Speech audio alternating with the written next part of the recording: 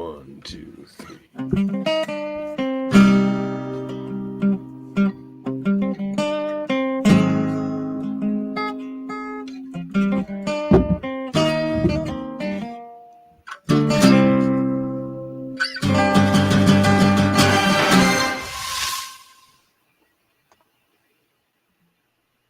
Good evening. My name is Robert Skir, and I'm coming to you from Studio City, California. Some of you may know me from my work on the animated X-Men series from the 90s, as well as Batman the Animated Series, Disney's Gargoyles, and X-Men Evolution. The screenplay you're about to experience was written well before all of that. In 1990, I sat down to write an X-Men feature because it was always my dream to write one, and I wanted to write it basically as a love letter to Chris Claremont and John Byrne and Terry Austin, because they did what I consider to be the definitive run of the book, as well as some of the best comics ever done. So for 35 years, I've been very, very proud of this script, which has gotten me the opportunity to work on the animated X-Men series, as well as X-Men Evolution. It's really, really helped my career, even though I knew it would never see the dark of the theater. So tonight, after 35 years, finally, it's going to have an audience, thanks to Davan and the fine folks over at X-Rated, the X-Men animation podcast. And I want to thank you all for watching, and I want to thank them for the show that we're about to experience. I'm looking really forward to it. I'm sure they're going to do an amazing job. So without further ado, here we have my screenplay for X-Men, Codename Wolverine.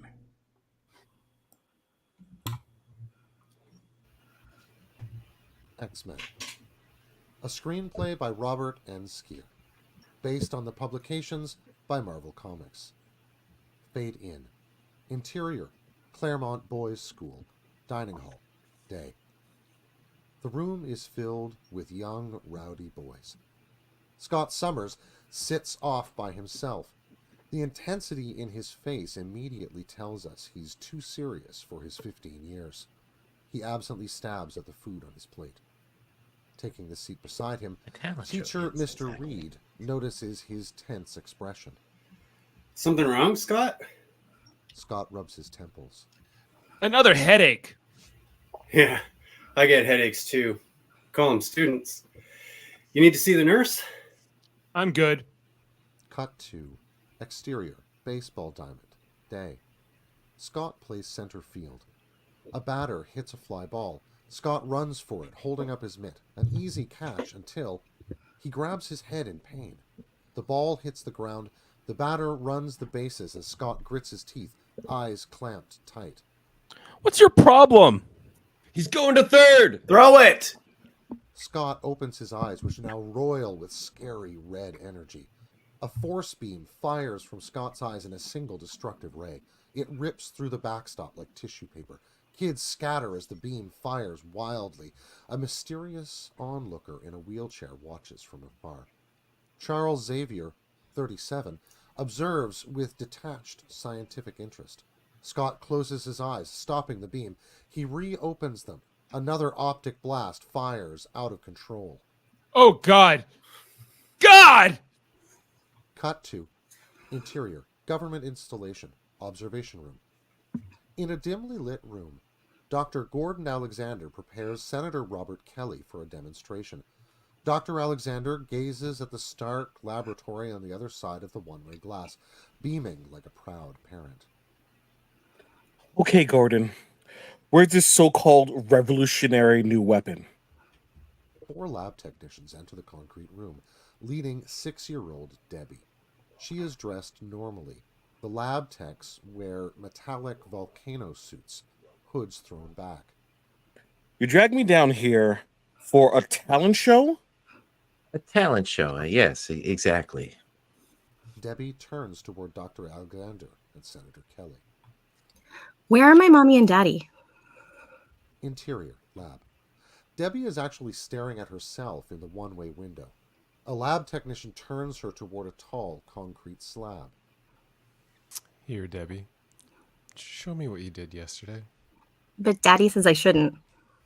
It's all right. Just one more time. But daddy says... Cut back inside the observation room. The senator looks at his watch impatiently. Dr. Alexander is absolutely giddy. Senator, are you familiar with the term mutant? Cut back inside the lab. Debbie stares at the concrete slab. The technicians all take a step back as a wind from nowhere wafts her hair. The mercury in the thermometer rises crazily. Debbie concentrates on the slab, eyebrows crinkling into little furrows. A small red circle glows at the center of the slab. The technicians shield their faces from the heat, slipping the volcano hoods over their heads. Cut back to the observation room. Kelly's eyes glow greedily. What am I seeing here? Wait, she's just getting warmed up. Back inside the lab. Burning crumbs of concrete fall away as the now white-hot circle grows. Get me my mommy and daddy. Now! On now, the slab explodes. Debbie glares at the technicians. Where are they? 3 technicians burst into flame. The sole survivor runs for the door. As he grabs the knob, it glows, igniting his glove. Then he ignites. Cut back inside the observation room. Ellie and Dr. Alexander bolt for the door. Get her parents. I can't. We had them sanctioned. You what? In the lab, Debbie turns toward her reflection. It distorts, the glass warping and melting to reveal Dr. Alexander and Senator Kelly. Debbie regards them with unnerving calm. Hello, Dr. Alexander. Hi, Debbie. Your parents are on their way. Dr. Alexander melts, skin and muscles flowing like hot wax as his skeleton sags to the floor. Debbie turns to Senator Kelly. They're dead, aren't they? All because of me. A tear rolls or hisses down her cheek. She sniffles and explodes in a huge ball of fire. Kelly falls to his knees, the only living witness to this horror. Cut to exterior, carnival, night.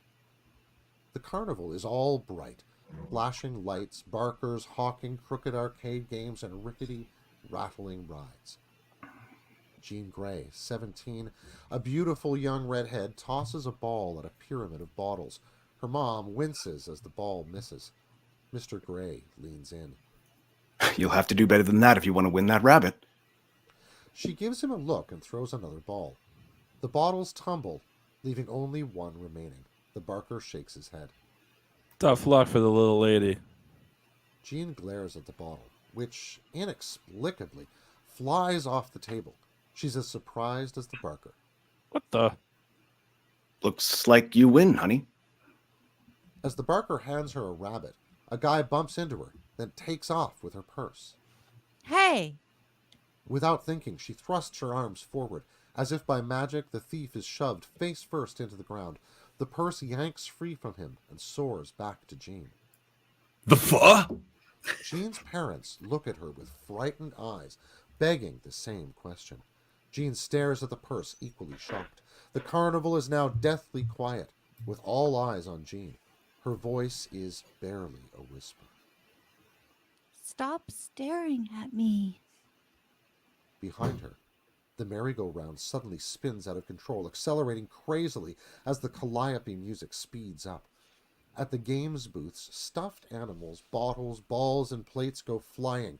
People scramble to get clear. Back at the wildly spinning merry-go-round, the calliope music races insanely as riders careen off. Onlookers gape at Jean, who is clearly the center of this chaos. It's her! She's doing it! What the hell is she?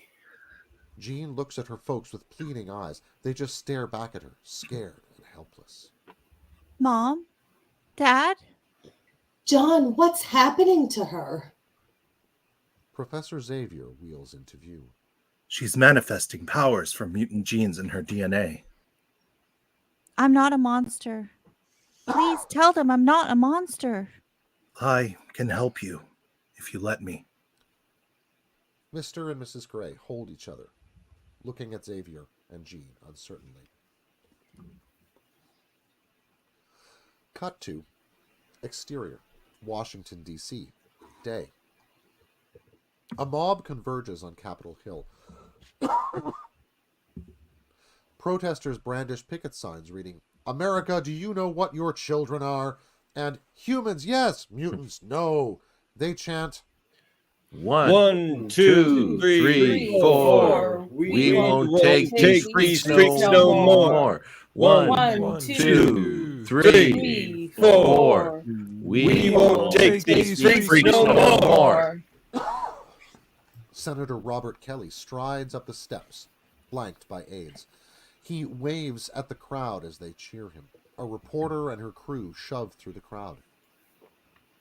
Senator Kelly, what is Congress doing to address the mutant issue? Mutant crisis. We need to deal with this while we still can. Couldn't some of these genetically divergent people, Monsters. couldn't they be helpful to society? They are an existential threat. It's only a matter of time before they turn against us. Cut to exterior, McKenna Air Force Base. Night. Blaring sirens send soldiers and pilots running to their stations. Several jets take off as an F-18 rises backwards and explodes. A dark figure descends from the night clouds, dressed in a red cape and ornate costume. A red helmet conceals his features. Meet Magneto, mutant master of magnetism. Two F-18s streak past him with twin sonic booms. Magneto gestures, making the jets spiral into each other in a huge explosion of fire and death. A halo of energy surrounds and protects him as heavy artillery blasts him from every direction to no effect. Magneto hovers over a missile silo. He gestures, and the silo opens. A cruise missile rises into the air under Magneto's power. He leads it into the clouds. Two F-18s follow. Interior, cockpits, intercut between pilots. They look at the billowing red apparition in front of them as they rocket past. Rooster, what the hell are we looking at? Damned if I know, Sidewinder. Circle back and take it down. Exterior, sky. The jets circle back, but a mere gesture from Magneto sends them spiraling into the base, obliterating the landing strip. Interior, control center. Various personnel hurry to their stations as Base Commander General Kessler enters the command center. A colonel salutes. General, something just took out two F-18s and left with a Minutemen 3. Scramble the fighters! I'm sorry, sir. They just took out the tarmacs. What the hell are we dealing with? Cut to interior. Come back in. Night. A redneck bar in the Pacific Northwest filled with hefty, drunken loggers. A waitress serves drinks. Wolverine enters. He's extremely short, dark and feral. Most of his features are lost in the shadow of his Stetson, but the animal intensity of his eyes shines like an angry beacon. The anachronistic mutton chops on his cheeks make him look yet more fierce. Trust me, you wouldn't want to piss him off. He's looking for a beer and a fight, but not in that order. For now, he's content to sit at the bar, hunkered over the mug a bartender sets before him. A guy playing pool motions at Wolverine to his buddy. It's obvious Wolverine's new in town. It's equally obvious they don't like him. They go to the bar, flanking him. One grabs Wolverine's hat and puts it on. The other takes his beer. Wolverine doesn't react. This isn't the fight he came for. He motions for the bartender to bring him another. The guy drinking his beer claps him on the back. Hard. Wolverine turns to say something when the front door explodes. A fleet of cycles bursts in. Bikers are everywhere, decked out in armor and punked out hairstyles. They look like Wes and the gang from Road Warriors, only worse. It's loggers versus bikers. The bikers are meaner and more brutal and make short work of the loggers, who are either on the floor or out the door in no time. Wolverine remains at the bar, hunkered over his beer. The bartender pulls out a shotgun. In a flash, Chainsaw, the biker's leader, jumps behind the bar and grabs the carbine and knocks him out with the butt. A biker twists the waitress's arm behind her back. Chainsaw nastily approaches them. He's about to grab her butt. Wolverine has Chainsaw's wrist. One good twist sends him to the floor. Hard. Leave. The waitress flees as bikers surround Wolverine. This is the fight he came for. One biker pulls out a chain. Another swings a pair of nunchucks. Yet another brandishes a sai. Two more whip out Bowie knives. Wolverine raises his fist. Snicked. 3 blades spring from each of his hands from their housing inside his forearms. These metal claws are actually part of him, hence Wolverine.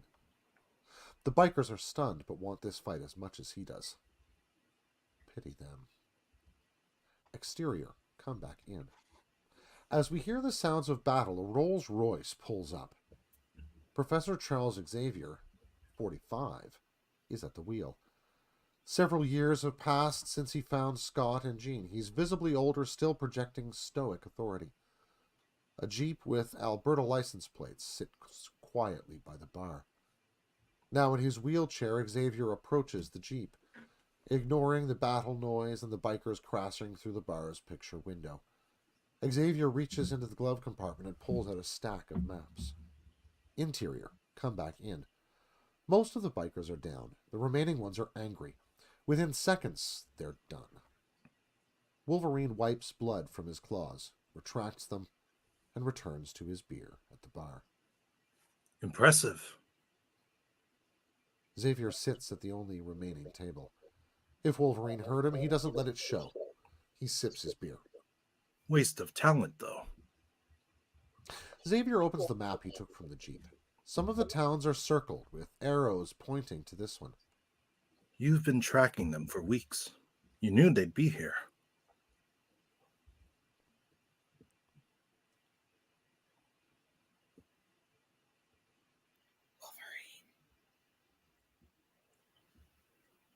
Isn't this the Xavier line?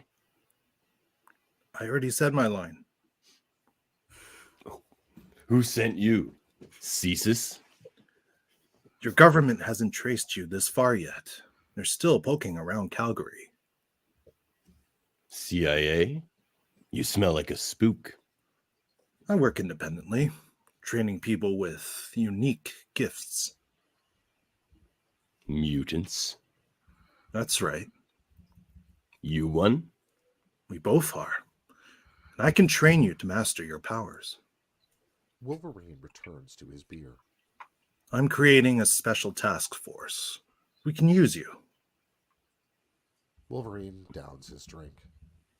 You're looking for a challenge? A fight worth fighting? Ignoring Xavier, Wolverine contemplates his empty glass. Chainsaw emerges from the shadows behind Xavier. He's covered in blood, thoroughly crazed, and armed with the bartender's shotgun. He levels it at Wolverine, who has nowhere to turn. Xavier's eyes glaze over, and Chainsaw's eyes roll back in his head, all expression draining as the carbine falls from his hands. He sags to the floor, mind stunned. Wolverine looks at Chainsaw, then at Xavier, and grabs his hat. Cut to exterior, the Xavier Institute for Higher Learning. Day. It's a huge estate, far from prying eyes.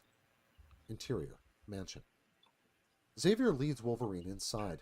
Whereas the rugged Wolverine isn't accustomed to living in such splendor, he's equally unimpressed. Scott Summers, 22, hurries down the steps to greet Xavier. He's the boy whose powers went crazy in the baseball field, now grown. He's tall, lean, and muscular, and as he was too serious for his age at 15, now he's downright grim. Enigmatically, he wears dark red sunglasses inside the house. Professor, we weren't expecting you back so soon. Scott, meet Wolverine. Wolverine, Scott Summers, my field commander. Field commander? Naturally, I can't go out on missions myself. Scott's long since earned my trust. I see. He doesn't. He eyes Scott with open distaste. What's with the X-ray specs? I'm blessed with energy that channels through my optic nerves. This visor helps me control it. You can't control it yourself, but you're in charge. As I say, Scott has long since earned my trust. Awkward silence. So, Wolverine, what's your real name? Wolverine's fine. Wolverine it is. Excuse me, Professor. I've got a practice session with Jean and Storm. Wolverine watches him leave. Taking him down is going to be fun. Never mind his age. He's an excellent leader. When do I learn to do what you do? You can't. Each of our powers are unique. Cut to exterior, mansion, same time. Storm, 26, rises into the sky riding a fierce wind. She's an African woman with startling blue eyes and white hair. Storm's a weather witch. Her powers enable her to manifest rainfall, snow, or an on-the-spot tornado. The wind is her creation. She rides it into the sky. Ready? Are you? Jean Grey, now 21, stands on the ground, using her telekinetic powers to launch tennis balls. She fires them at Storm singly in rapid fire, shooting them into the air. Storm easily evades them, zapping them into ash with flashes of lightning. Scott marches toward them, caught up in a tempest of his own. Storm sees him. Jean, Scott's coming. Never look away when a telekinetic redhead is firing tennis balls at you. A stream of balls nails her in the head, jarring her. She plummets earthward. Scott and Jean run in her direction. An instant before impact, she gathers her wits. A new wind sweeps her back into the sky. You trying to give me a heart attack, Aurora? Storm, when we're in uniform, we use our code names, remember? No more unsupervised exercises. I won't have any more blood on my hands. Take it easy, Scott. Cyclops, when you lead this team, you try taking it easy. He marches away. What's with him? Storm shrugs. If I'm going to lead this team, shouldn't I have a say who's on it? You met the new guy? Pull! Jean sends a plate, Scott rocketing into the sky. Scott fires an I-beam, obliterating the plate. Pull! Another plate, another beam. More shards. Is he cute? What's his name? Pull! Another plate. This time Scott misses. Wolverine. His real name. That is his real name. I've got a bad feeling about him. How long did you talk to him? A couple of minutes. A couple of minutes? He's bad news, Jean. Pull! Another plate, another explosion. Cut to interior kitchen, same time. Wolverine rifles through the refrigerator as Professor Xavier pours himself a cup of coffee. Where's the beer? At 10 in the morning. A towering figure enters the kitchen. Peter Rasputin, 18, is the youngest and largest of the X-Men. For all his size and strength, he's the gentlest soul you're likely to meet. Wolverine, meet our pillar of strength, Peter Rasputin. Strasvitsi. Wolverine sizes up Peter. It's not flattering. Wolverine offers his hand. They shake. You're a tough guy, eh? The shake doesn't end. Peter wants his hand back, but Wolverine's holding it, squeezing it tight. Peter turns to the professor. Xavier nods. Peter shimmers, growing larger and luminescent. Within an instant, he's become a huge steel colossus. Arnold Schwarzenegger coated with organic steel. Wolverine is shocked. Now he wants his hand back. Colossus won't give it. Da, I am tough guy. He releases Wolverine, who falls back to the floor. Wolverine rises quickly, about to pop his claws, when, bam! In a small explosion of sulfur, a furry blue demonic creature with pointed ears and the devil's arrowhead tail appears between Wolverine and Peter. Nightcrawler may look evil, but he's actually quite vulnerable.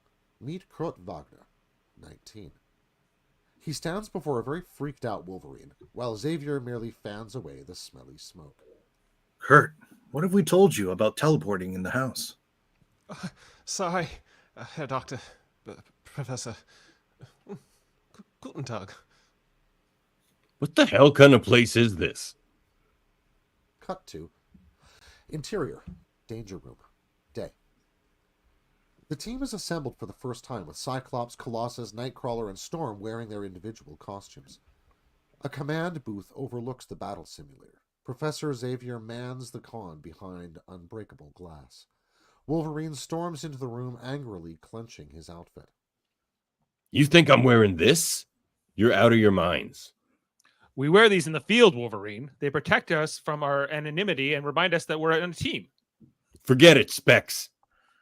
The name is Cyclops, and... Is something the matter, Wolverine? I've got it, Professor. The uniforms were my idea. I'll handle it, okay? Just try it on. You try it on. You don't like your outfit? Jean enters wearing a uniform that stops all conversation. Everyone's impressed, particularly Wolverine. I spent all night on it for you. Really? Guess I'll try it on. Cut to exterior, submarine, day. The Trotsky glides silently through the Atlantic, minding its own business, and ours. Exterior, ocean surface, same time. Magneto descends from the clouds. He submerges, surrounded by a magnetic bubble. Interior, Trotsky. All of the monitors, guidance systems, and communications spark and short out. The commander shouts orders, all in Russian, no subtitles. All we need to know is he needs order and that it's in short supply. Exterior, Trotsky. Magneto motions and the sub's missile launcher rips wide open. The warhead pulls itself free as water gushes into the sub. Magneto closes his fist and the Trotsky implodes. Exterior, ocean surface. Magneto and his new missile ascend into the sky and disappear into the clouds. The image becomes fuzzy, utterly dreamlike as we dissolve to interior, danger room, control center. Xavier stares ahead, entranced. Professor? Xavier rouses from his fugue. Scott and the team are all around him, clearly concerned. You all right? Yes, I was preoccupied. You've been preoccupied for 15 minutes. Let's resume. I ain't resuming shit till you tell us what's going on. Nothing's going on, Wolverine. We have a right to know. When the professor thinks you should know, he'll... Wolverine's right. The mutant threat is growing stronger, and we have to be ready for it. Ready? For what? I can't tell you any more than I know. When I have a clearer picture, you'll all be apprised. What do we do in the meantime? Box at shadows? Have you a better suggestion, Wolverine? Cut to interior, danger room, minutes later. The room is set up with traps, devices, and robotic attack drones. The X-Men are at one end, a control panel on the other. Traps and attack drones block their path. Your task is simple. The panel at the far end of the room neutralizes the obstacles. The drones shift to life, preparing to attack. Your mission is to reach it without letting them neutralize you. A rocket fires at them, exploding the wall behind them as they scatter just in time. Regroup! Don't let them divide us! Another rocket. This time they're ready. Scott fires a beam, destroying it. A drone bears down on them, but Storm deactivates it with a bolt of lightning. Nightcrawler, teleport ahead and throw the switch. Storm, cover him from above. Are you crazy? It's probably... Too late. Nightcrawler disappears in a puff of smoke, reappearing at the far end of the room. As he reaches down for the switch, an electric current zaps him. He's down. Xavier addresses the team telepathically. Did you think I'd make it that easy? Hey, get out of my head! Colossus, destroy the last two drones. Stay with him, Jean. I thought you were in charge. The professor monitors us telepathically. That way he can stay out of danger and still lead the team. Maybe that's his way of doing it. Wolverine dashes across the room, passing the drones, Colossus, and Jean. Don't break rank, Wolverine. Metallic tentacles sprout from the ground, encircling Wolverine. He extends his claws and slices right through them. Listen to your field commander, Wolverine. I told you, stay out of my head. Wolverine slices through 2 more drones and dives for the control panel. 5 taser cannons pop up from the floor. He shreds the entire panel and they freeze. An instant later, and he would have been toast. The remaining obstacles, drones, and other devices likewise power down. Game over. Looks like I win. It wasn't a competition. We were supposed to do it together. Storm helps Nightcrawler off the floor. Are you all right, Kurt? Yeah. Collapsing. 9. You're not alone here, Wolverine. When we fight, it's as a team. A team or a bunch of puppets? When the professor tells you to do something, you do it. It's called following orders. Where I come from, it's called mind control, and I won't stand for it. Who's in charge out there anyway? You or Daddy Warbucks? Professor Xavier wheels into the danger room, into the real battle. My style of leadership may be unorthodox, but it's proven to be highly effective. Divided command is effective. Since when? You must give our methods a chance. That means following orders from Scott and me. And it means not breaking rank. Fine. But I wasn't the one who almost fried the elf. Nightcrawler reacts, deeply wounded by Wolverine's cutting remark. Gone. You make friends fast. Cut to interior. Xavier's office. Night. This is one of those meetings about creative differences. He isn't working out. Aren't you being a little hasty? He has no respect for authority. He doesn't want to be here. He's testing us, just like we're testing him. He's AWOL from Canadian Special Forces. What makes you think he'll do any better with us? He's trained in military strategy. That makes him an asset. Can we trust him? If we don't take him in, Magneto might. Did you consider that? So we're stuck with him. Make the best of it. Cut to interior, hallway, night. Scott marches toward his room, still agitated over Wolverine. He passes by an open doorway. Scott? Interior, Jean's room. Scott enters and finds Jean lying on her bed, deep in concentration. Across the room, a brush hovers in the air, meticulously painting a canvas. What's the matter? What do you think? We had a bad session in the danger room. Big deal. It is a big deal. This new guy. May know a few things we don't. He insulted Kurt. And then he apologized. Give him a chance, for God's sakes. She levitates the palette closer, mixing colors in the air, then resumes painting. Lighten up. You make it sound so easy. It is. It's not. Scott goes to the door. Want to stay and talk for a while? I've got to get some sleep. It's been a long day. She watches him leave. The hovering brush stabs the canvas, crushing the bristles. Cut to TV image. Senator Kelly. Mutant-hating Senator Kelly speaks into a set of microphones from all the major news agencies. Clearly, he's got a story to tell.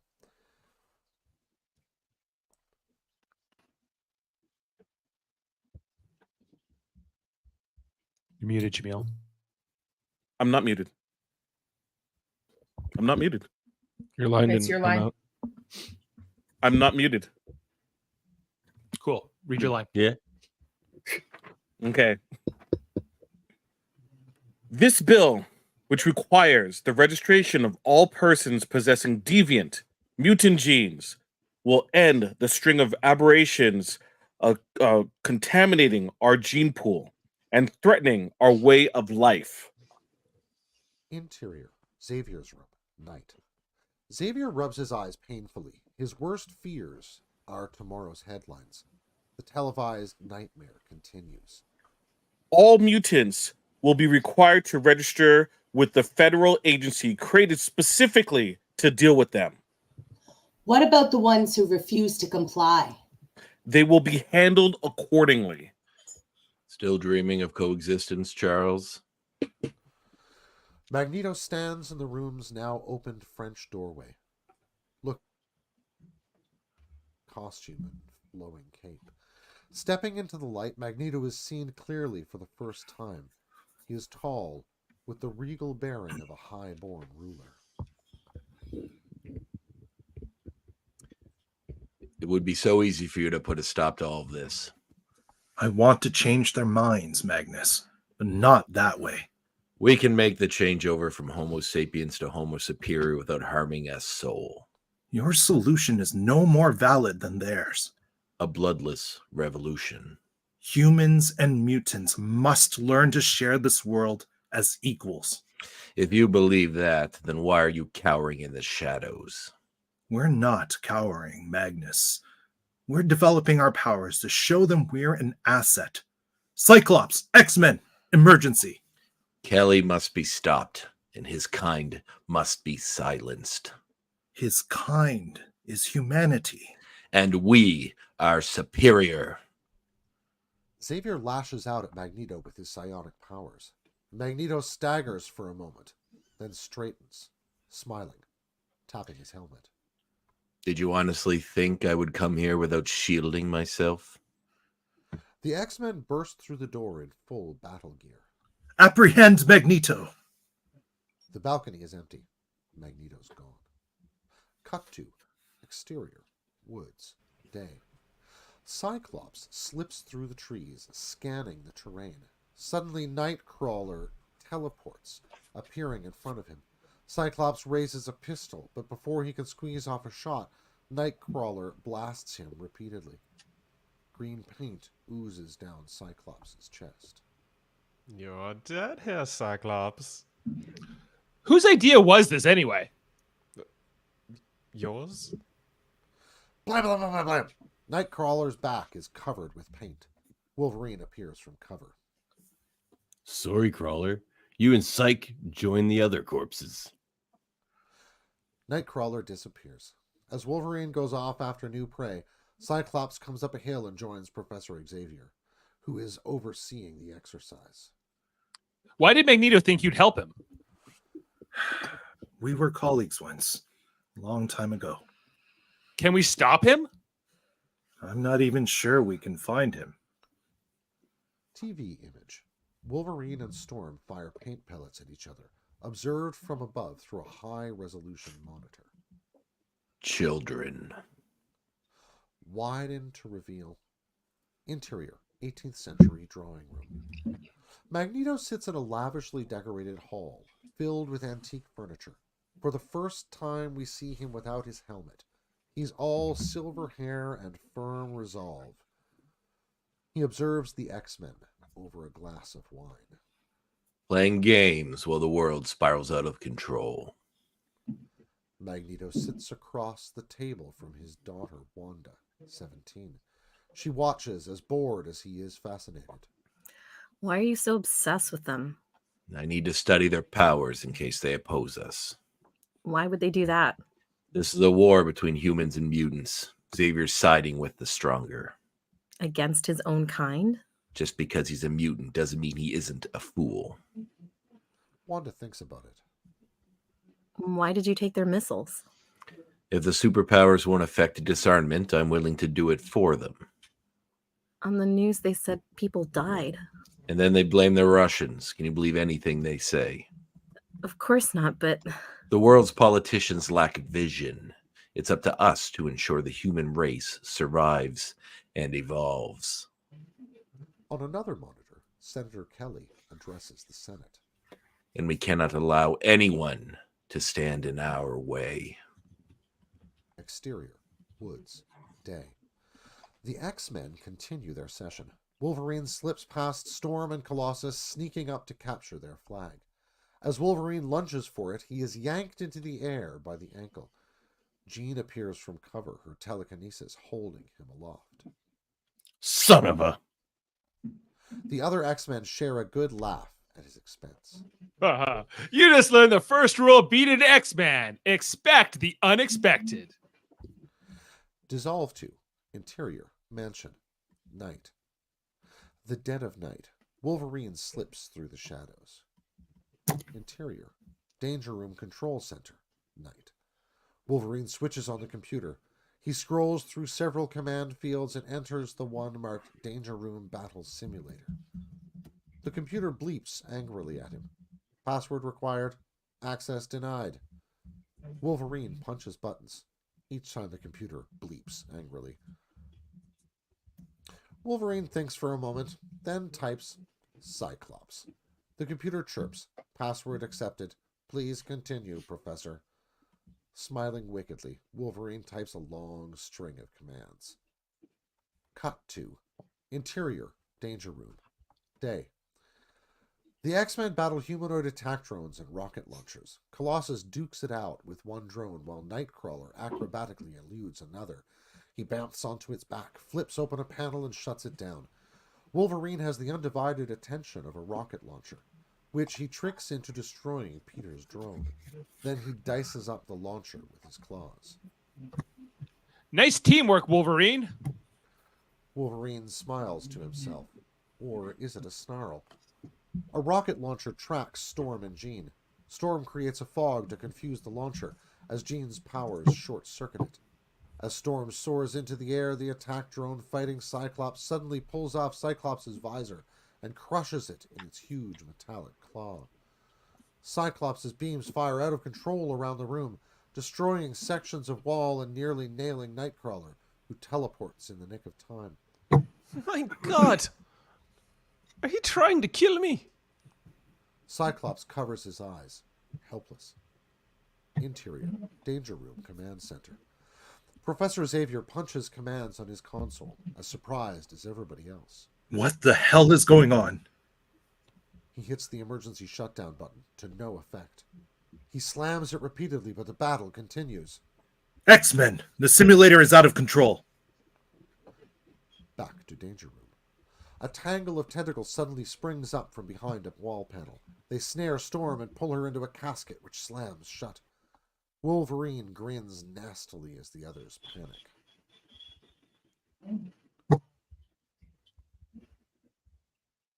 Nightcrawler?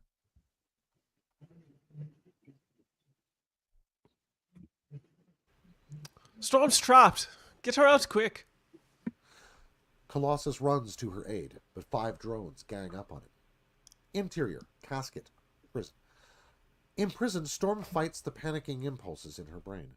Her eyes clamp shut like a vice. Flashback. In a quick series of almost subliminal images, we see Storm's deepest fears and memories. Little Ororo, Storm at 6, walks with her parents through a city in North Africa. Her father hoists her onto his shoulder. They eat at a large restaurant when an earthquake hits. High ceilings collapse all around them. Debris pins little Ororo beside the bodies of her parents. Her mother's face is covered by hair and clotted blood. Her father stares into oblivion with lifeless eyes. Little Ororo struggles but can't move. She tries harder still. She closes her eyes, opens her mouth, and abrupt cut to Interior Danger Room. A blood-curdling scream escapes from Storm's prison. Then a tempest blasts the X-Men. Jean is slammed against a wall, knocked unconscious. Lightning zaps the drones, pinning Colossus against a wall. He's trapped. Wind ripping at his fur, Nightcrawler clings to a tentacle for dear life. God in Himmel! What the hell's happening? Cyclops calls out blindly, eyes still clamped shut. Get Storm out! Now! Wolverine lunges at the casket and claws it open. He pulls Storm free. As he does, the tempest subsides. She steadies, along with the weather in the room. Colossus reverts to human form and slips free from the deactivated drones. Nightcrawler helps Storm get over her hysteria. Wolverine hands Cyclops a new visor. Here, kid. You might want to carry a spare.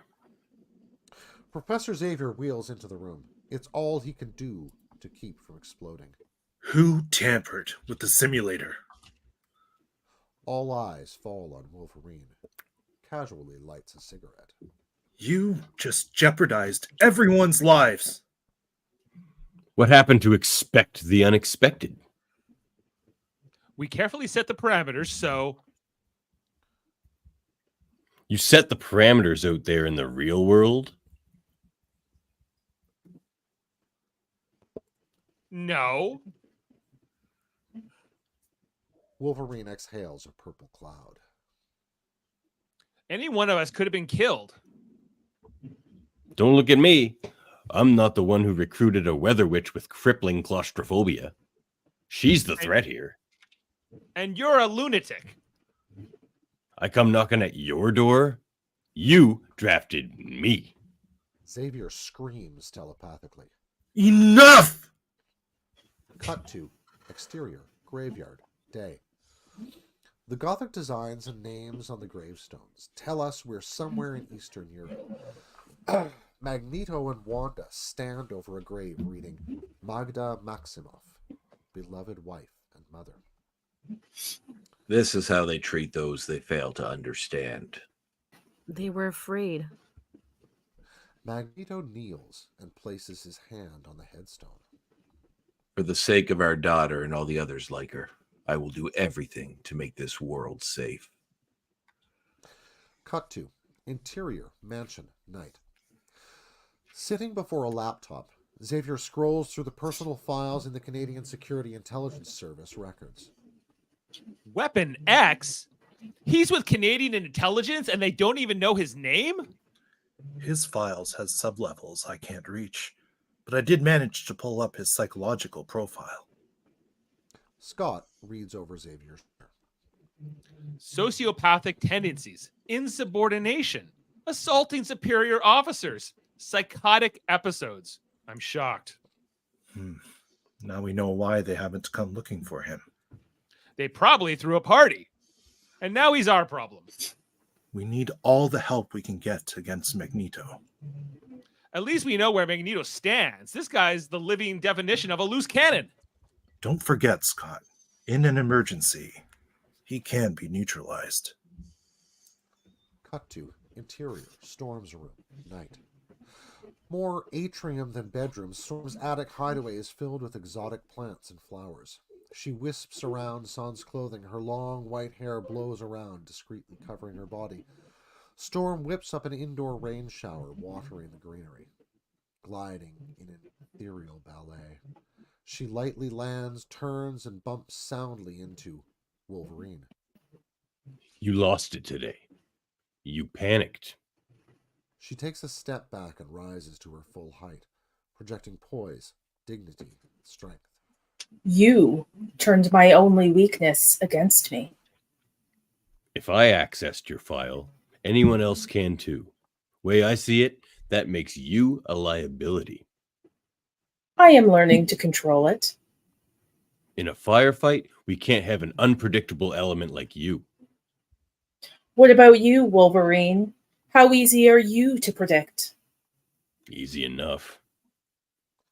He steps toward her, invading her personal space, his face now intimately, menacingly close.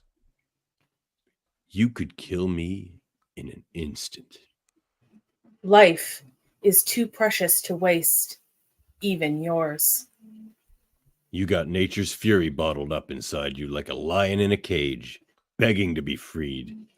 It must be contained. Don't bury it too deep, babe. You're gonna need it when things get ugly. Cut to exterior, New York, twilight. The fallen New York of an unthinkable future, crumbling buildings under an iron gray sky. Most of the skyscrapers, such as the Chrysler Building, Empire State, and the Freedom Tower, are badly scarred or fallen. Horses pull buses filled with families covered in grime. A rat forages for food until a trap snaps shut. A ragged old man wrestles with a band of children for it. Everything stops at the sound of thundering footsteps. A 20-foot, a sentinel towers over them. Violence will be ordered. Cut to exterior, mutant detention camp, twilight. It's a compound with low gray buildings surrounded by a barbed wire. A sign reads Columbus Circle Mutant Detention Center. 3 grimy punks swagger past. One spits at the sign. Fucking muties. This shit's on them. Cut to exterior. Graveyard. A sea of graves, the Sentinel's Garden of Death, serves as a reminder to mutants of the fate that soon awaits them. The headstones include names both familiar and new. Professor Charles Xavier, Scott Summers, Cyclops, Kurt Wagner, Nightcrawler, Warren Worthington, Angel, Henry McCoy, Beast. 2 figures in weathered coveralls stand near the graves. Storm and Peter. Magneto sits nearby in a wheelchair, a strange echo of Professor X. Their coveralls have large black M's printed on them. They're older, much older. The passing of time as well as the conditions they've suffered. All 3 wear metallic collars inhibiting their mutant powers. Where the hell is he? The Ontario Resistance promised he would arrive here. He will. The Sentinels are striking against London in 4 hours. We haven't got time for... You're worrying about the wrong guy. Wolverine emerges from the shadows, dressed in rugged gear, sans collar. Even he looks older, face lined and temples gray. Tovarish, we feared the worst. Without warning, Wolverine extends his claws and goes for Storm's throat, slicing off her collar. It falls to the dirt, crackling and sputtering. He then frees Peter and Magneto. Let's roll. We got a nuclear war to stop. Magneto makes his chair rise into the air, using muscles he hasn't used in ages. Aurora, Rasputin, we haven't much time. Kaboom! Magneto explodes in a messy ball of gore. A triad of sentinels stands over the mutants. Peter transforms into Colossus as Storms pulls bolts of lightning to destroy the leader. Wolverine lunges at another, but before he can get in a shot, he's fried. Nothing is left but his metallic skeleton and claws. The 2 remaining sentinels aim right at Storm and Colossus and us, and fire. Abrupt cut to interior Xavier's bedroom, night. Xavier bolts awake in a cold sweat. He buries his head in his hands, a witness to the death of his dreams. Cut to interior computer center, night. Minutes later, an alarm chirps loudly as Professor X wheels into the room. He puts on a headset directly interfacing with his computer, Cerebro. He punches keys, calling up a map of the United States. A red light blips in New Mexico. Xavier smiles. Cyclops, report to the computer center immediately. Cut to exterior, Blackbird, day. The Blackbird, a modified Lockheed SR-71, rockets across the morning sky at Mach 4. Interior, Blackbird. Scott and Jean sit at the helm with a bleary-eyed Nightcrawler along for the ride. What time is it? What am I doing awake? Professor X wants us to recruit another mutant. Cerebro found one? Apparently so. Herr Dr. Professor has become so edgy. What is wrong with him? I don't know, but he's been awfully intense. Since Wolverine showed up. It's got nothing to do with him. He wouldn't stand for a wild card like that unless it was urgent. You think something's bad's about to happen? The professor does. Another mutant. I wonder what his powers are. Maybe it's a Fraulein who likes blue fur. Cut to exterior, Fred J. Duke's reptile farm, day.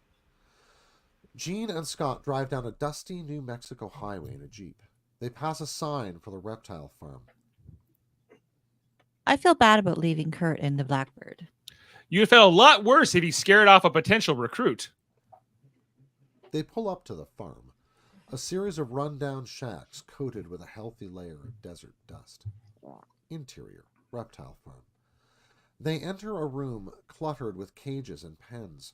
We hear slithering, and we know the place stinks to high hell. Jean clings to Scott, not scared, just grossed out. They pass a sign reading, "See Oprah, the two-headed snake, $2." Fred J. Dukes stands behind the counter. He's the biggest, fattest man whale, a human blob, and he's happy about it. Mr. Dukes, I'm Scott Summers, and this is my friend Jean Grey. We're here. You want to see a two-headed rattler, am I right? Not exactly. Oh, you don't look like snake people. You're here for Geraldo. Geraldo? World's biggest 7-foot alligator. And you thought Kurt was going to scare him off. Okay, you're not here for snakes or gators. You must be wanting a shot at old Fred. Who's Fred? I am. He takes out a beat-up Colt 45 and places it on the counter. $10 a shot, plus ammo. Jean and Scott are openly confused. Actually, we're here to talk to you about... The door flies open. Chet and his frat brothers enter, laughing it up. Here's the guy I was telling you about. Hiya, Freddy. Beer money. Stick around. You're gonna love this. Exterior, reptile farm. Day. Minutes later, Chet examines Fred's peacemaker as his friends peer at. Fred, with his shirt off, he's a one-man obesity epidemic. Rolls of fat under rolls of flab. He takes a swig from a can of Bud. Hang on a second while I... As Chet levels his gun at Fred, his buddies all take out Glocks, Rugers, Smith & Wessons, and just start shooting. No, wait! A hail of gunfire. Smoke and streaming bullets. Jean and Scott watch, horrified. She thrusts her hands out to use her powers, but he stops her. Seems to know something. The gunfire peters out. When the smoke clears, trickling beer forms a puddle in the dry desert dust. Fred sighs sadly as his bullet-ridden Budweiser bleeds out. My last one. He's covered with bullets protruding like metallic zits. With a resounding fart, he bounces the bullets out. 150, gentlemen. Cough it up. Chet happily hands him a wad of bills. He and his buddies leave, re-watching it on one of their cell phones. Duke counts the cash. That was impressive. I know, right? Nothing hurts old Fred. He hands Jean a Bowie knife, offering her his arm. Want to try carving a slice? That's okay. How would you like to join a special team? You can be with people like yourself. The hell for? Fred plucks a bullet from his cheek and flicks it away. I got a good thing going here. I sleep as late as I want. I'm up to my waist in beer money, and nobody tells me what to do. Plus which, next week I'm going to be on America's Most Incredible Home Videos. You got something better to offer? Not if that's all you want out of life. Trust me, Sugar Lips. There's nothing you can offer me that I want any part of. Cut to the same, minutes later. Dukes watches as Jean and Scott drive away. They're gone, baby cakes. Wanda steps out from the shack. You were right about them poking around. You made the right choice. We have a lot more to offer. Cut to exterior, train tracks, day. A train streaks along. From the heavy military presence, soldiers standing guard and copters flying fore and aft, we can tell it's transporting defense cargo. The tracks of the train groan and bend before our eyes, twisting into a double helix. The train brakes just in time. It lurches into reverse, but the tracks behind it also twist. The soldiers dismount, bearing their weapons. In the sky, one of the copter's blades bends into a horseshoe, sending it plummeting. Soldiers beneath it flee. Taking cover, they prepare to open fire. But what on? Confusion all round as the other copter's rear rotor springs free and inexplicably hangs in the air as the copter pinwheels to the ground and explodes. The car uncouples and rises into the air. The helpless soldiers watch as it shatters, showering them with splinters and shrapnel. Where the car once hovered in the air, now there is only its cargo, a cruise missile. Magneto rises from cover to join it in the air. Soldiers open fire, but the train cars topple sideways onto them. The remaining troops fire ineffectually as he and the warhead disappear into the clouds. Interior. Blackbird. Day. Scott, Jean, and Kurt fly homeward. Sugar lips? And that's the last I want to hear about that. I guess we can do worse than Wolverine. The radio buzzes. X-Men. There's a disturbance in North Dakota. The media claims it's a derailment. That's only a cover story. What makes you think so? Wolverine was scanning the DoD's secure channels. Something's up. Exterior. Blackbird. The Blackbird veers from its course and cut to. Exterior train wreck. Night. Military personnel of all ranks assess the damage. NSA and FBI agents debrief soldiers while medics help the wounded. Senator Kelly grabs his aide, Adams. What did I tell you? Flying man. Magnetic powers. What does that spell? In the bushes not far away, Cyclops, Jean, and Nightcrawler listen. They are in concealment, dressed in costume. I can't hear a thing. Kurt, can you get closer without being spotted? Senator Kelly listens while a Fed debriefs a wounded soldier. Their conversation captured on video by another investigator. And then he just floated away with the missile, like he was guiding it. Above them, Nightcrawler bamfs onto a branch and listens.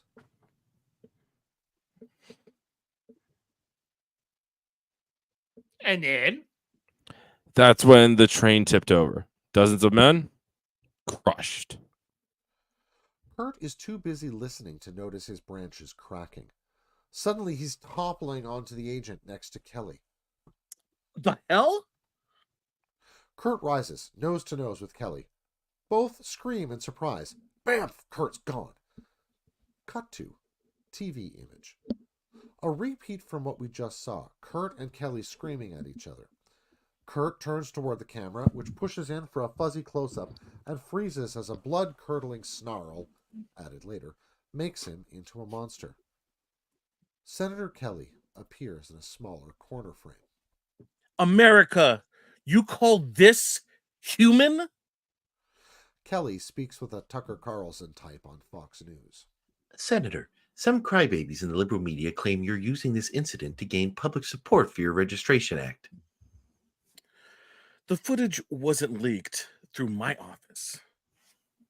Sure, buddy. Now pull the other one. Shh. But I will tell you this. These things are more of a threat than we thought. Interior, mansion, night. The team, Wolverine, Jean, Scott, Kurt, and Peter, watches the show in tense silence. Kurt bears the stricken eyes of a battered child. Scott, see what's on the other channels. Sein! Kurt himself is surprised by the burst of anger. I'm trying to watch. TV image. Kelly points at the monstrous image of Nightcrawler. Take this creature, for example. Do you feel good knowing it's loose in your neighborhood? In your children's school yards? Some people are now saying that they carry all kinds of diseases. Don't listen to them, Kurt. Kurt? Cut to exterior, mansion, night. High in the trees, something scurries through the branches like a huge squirrel. It's Kurt. He leaps from one tree to another and hangs by his tail upside down from a low branch. He folds into a ball and weeps. He is surprised by the snapping of a striking match. Wolverine lights a cigarette, taking a long pull. I came here to be alone. Me too. Then I will leave. I would hate to force you into the company of... What did you call me? An elf? Cut to exterior, woods, same time. Kurt reappears. He hunkers by the edge of a stream. A cigarette splashes into the water, hissing. You're going to follow me all night. Just till I run out of smokes. Wolverine steps into view. You can't let those assholes get under your skin. They put me on television, called me a freak. Do you think you're a freak? Back in Germany, I was in a traveling show. People came from miles around to see me do tricks, to toss peanuts to me, like an animal. Why'd you put up with it? This was the only life I knew. When I was little, they sold me to the show. Who? I don't know. The X-Men are my first real family. I never had a family. I'm not an animal. I'm a human being. You measure a man by what he's got inside. It's honor, Kurt. It's the soul, and yours ain't bad. For an elf. Cut. Interior, Scott's room, night. Scott sits pensively at his desk. Jean knocks, then enters. Still no sign of Kurt. And now Wolverine's gone too. What the hell's happening to this team? She rubs the back of his neck. You're pushing yourself too hard. The professor's put all of his faith in me. I can't fail him. She moves down to his shoulders, massaging his back forcefully. It's more than a little friendly. You're putting too much weight on your shoulders. You know you can share it, right? She kisses the back of his neck, gently. He turns to her. You're right. He goes to the door. Where are you going? To talk to the professor. Night, Jean. He leaves. Jean sighs explosively. Cut back to the woods. Wolverine flicks away his cigarette. It's getting late. I'll see you back inside. How about taking me with you? You can do that, can't you? I've never tried. Wolverine offers his hand. No time like the present. Nightcrawler isn't sure about this. He tentatively takes Wolverine's hand and concentrates. Bam! They're gone, reappearing instantaneously mere yards away. Dumbledore, Nightcrawler dry heaves. Wolverine's in agony. My God! I think I'm dying. Tell you what, you port back. I'll just lie here and suffer. Cut to. Interior. Professor's office, Cerebro console. Night. Professor X works at his computer. Scott enters. I thought you'd be with Jean. We were just conferring. Conferring? Come on, Professor. You know I can't afford to have any distractions. You can't let being a leader stop you from being human. The professor interfaces with Cerebro. When was the last time you slept? It doesn't make sense. With Magneto's enormous power, Cerebro should have no trouble spotting him. Could he be underground? Seems logical. It would be harder to trace him there. Pensive silence. What did you see, Professor? A dark future neither of us will live to suffer, where mutants are hunted and humanity's enslaved. Magneto? Sentinels. Machines programmed to protect humanity from mutants. They're designed so well they take over. What about Jean? Does she survive? Xavier concentrates on Cerebro. We have to stop Magneto before he triggers this calamity. Cut to. Interior. 18th century drawing room. Night. Standing beside daughter Wanda, Magneto raises a glass of wine.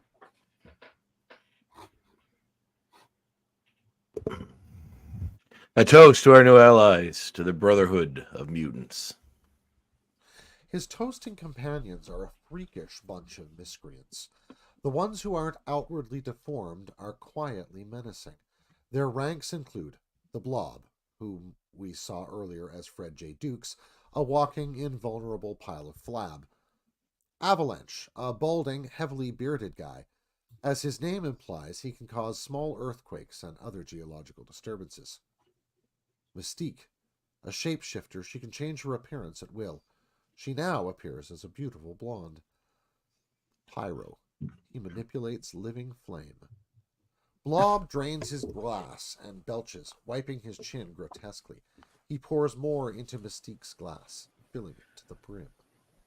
What do you say you and me get together later, sweet cheeks?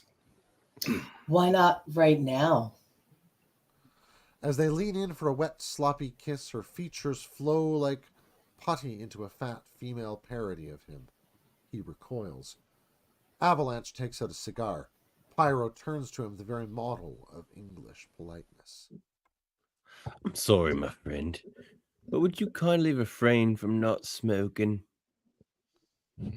Terribly sorry, old chap, but you can kindly kiss my ass. Avalanche flicks his bick. A mere gesture from Pyro, and the flame erupts into a fiery lion. It swipes at him with incendiary claws. Avalanche drops the lighter, and the lion dissipates. Magneto smiles at Wanda. The perfect Wanda. Absolutely perfect. Cut to interior mansion, night. Scott goes by Jean's door.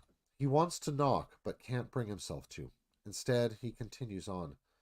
Exterior mansion, same time. A window silently slides open as a dark figure descends into the darkness below. Exterior, road, minutes later. Wolverine's Jeep speeds down the road.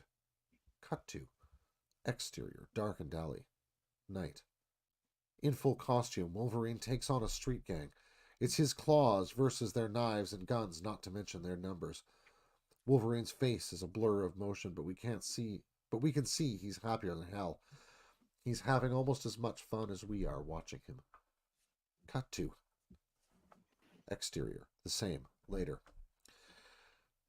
Sirens blaring, police cruisers speed onto the scene. They arrive to discover the gang members are hogtied with bags of drugs everywhere. The cops look around, not knowing what to make of this. Behind them, a stream of blood trails to the bottom of a fire escape. At the top, a silhouette watches, then melts into the shadows. Cut to interior. Wolverine's room, morning. Wolverine's face is a map of bruises. Among his many wounds, a huge gash runs across his abdomen. He stitches it closed with a needle thread. Someone knocks. Soapin'. Jean enters.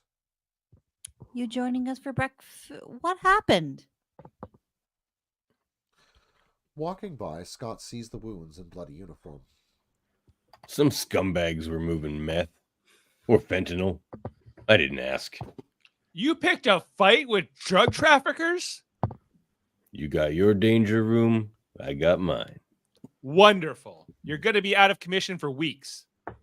Don't bet on that. I heal pretty quick. What if you broke an arm or a leg? Never happened. Doctors replaced my bones with adamantium. They're unbreakable, like my claws. Jean picks up his shredded costume. Oh, look. I spent weeks working on this. Wolverine continues sewing his stomach. I'll patch it up when I'm done with me. Cut to interior, hallway, minutes later. Scott pushes the professor toward Wolverine's room. And God knows how many he hurt. The way you're telling it, it was a fair fight. His claws are artificial. Doesn't that mean he isn't a mutant? Cerebro says he is. Either way, he's useless. They go in and find Interior, Wolverine's room. Wolverine is undoing his stitches. His face is clear of any bruises. The huge gash across his stomach is now a hairline scar. The bleeding on his arms has now not only stopped, all remnants of injury are gone. Something wrong? That's impossible. A few seconds ago. Jean enters with a first aid kit. She sees Wolverine's condition and freezes. Right before their eyes, his abdominal scar fades into a memory. I don't believe it. You move objects by thinking about it. Psych shoots laser beams out of his eyes. Chuck crawls around in people's minds. I heal fast. And that's unbelievable? That's your mutant power. Among other things. Okay, fine. I look stupid. But if you go AWOL again, you're out. This isn't Winnipeg. We have rules here. Sure, kid. Whatever you say. He goes into his bathroom and starts the shower. My God, look at this place. The room is elegantly decorated in traditional Japanese motif. Chrysanthemums blossom in an antique vase beside a ceremonial samurai sword cradled on a stand. A tiny bonsai sits on a table beside a pair of delicate shears. There's more to him than meets the eyes. Wolverine calls out over the sound of his shower. That's pretty easy when you're my size. Sugar lips. Kurt! Cut to TV image. On an Inside Washington-style debate panel show, right-wing extremist Senator David Cockrum argues with the Rand Corporation's Dr. Jonathan Byrne. This strain must be wiped out, like any virus, before the gene pool turns into a cesspool. Absolutely not. The mutant gene should be studied to see if we can replicate the effects. Think of the military applications. We could genetically engineer a unique fighting force. And what happens when our unique fighting force rises up against us? Interior, Magneto's surveillance center. Magneto and his band watch the show. Blob is surrounded by a mountain of food, shoving fistfuls of Jell-O and Doritos into his mouth. The others watch the screen. Humanity's solution for us: slavery or extermination. What can we do? Magneto hits a switch, and Inside Washington is replaced by an image of Senator Kelly. This Kelly is the leading voice against us. Let's grease them. We're not murderers. Indeed. Why lower ourselves to the level of barbarians?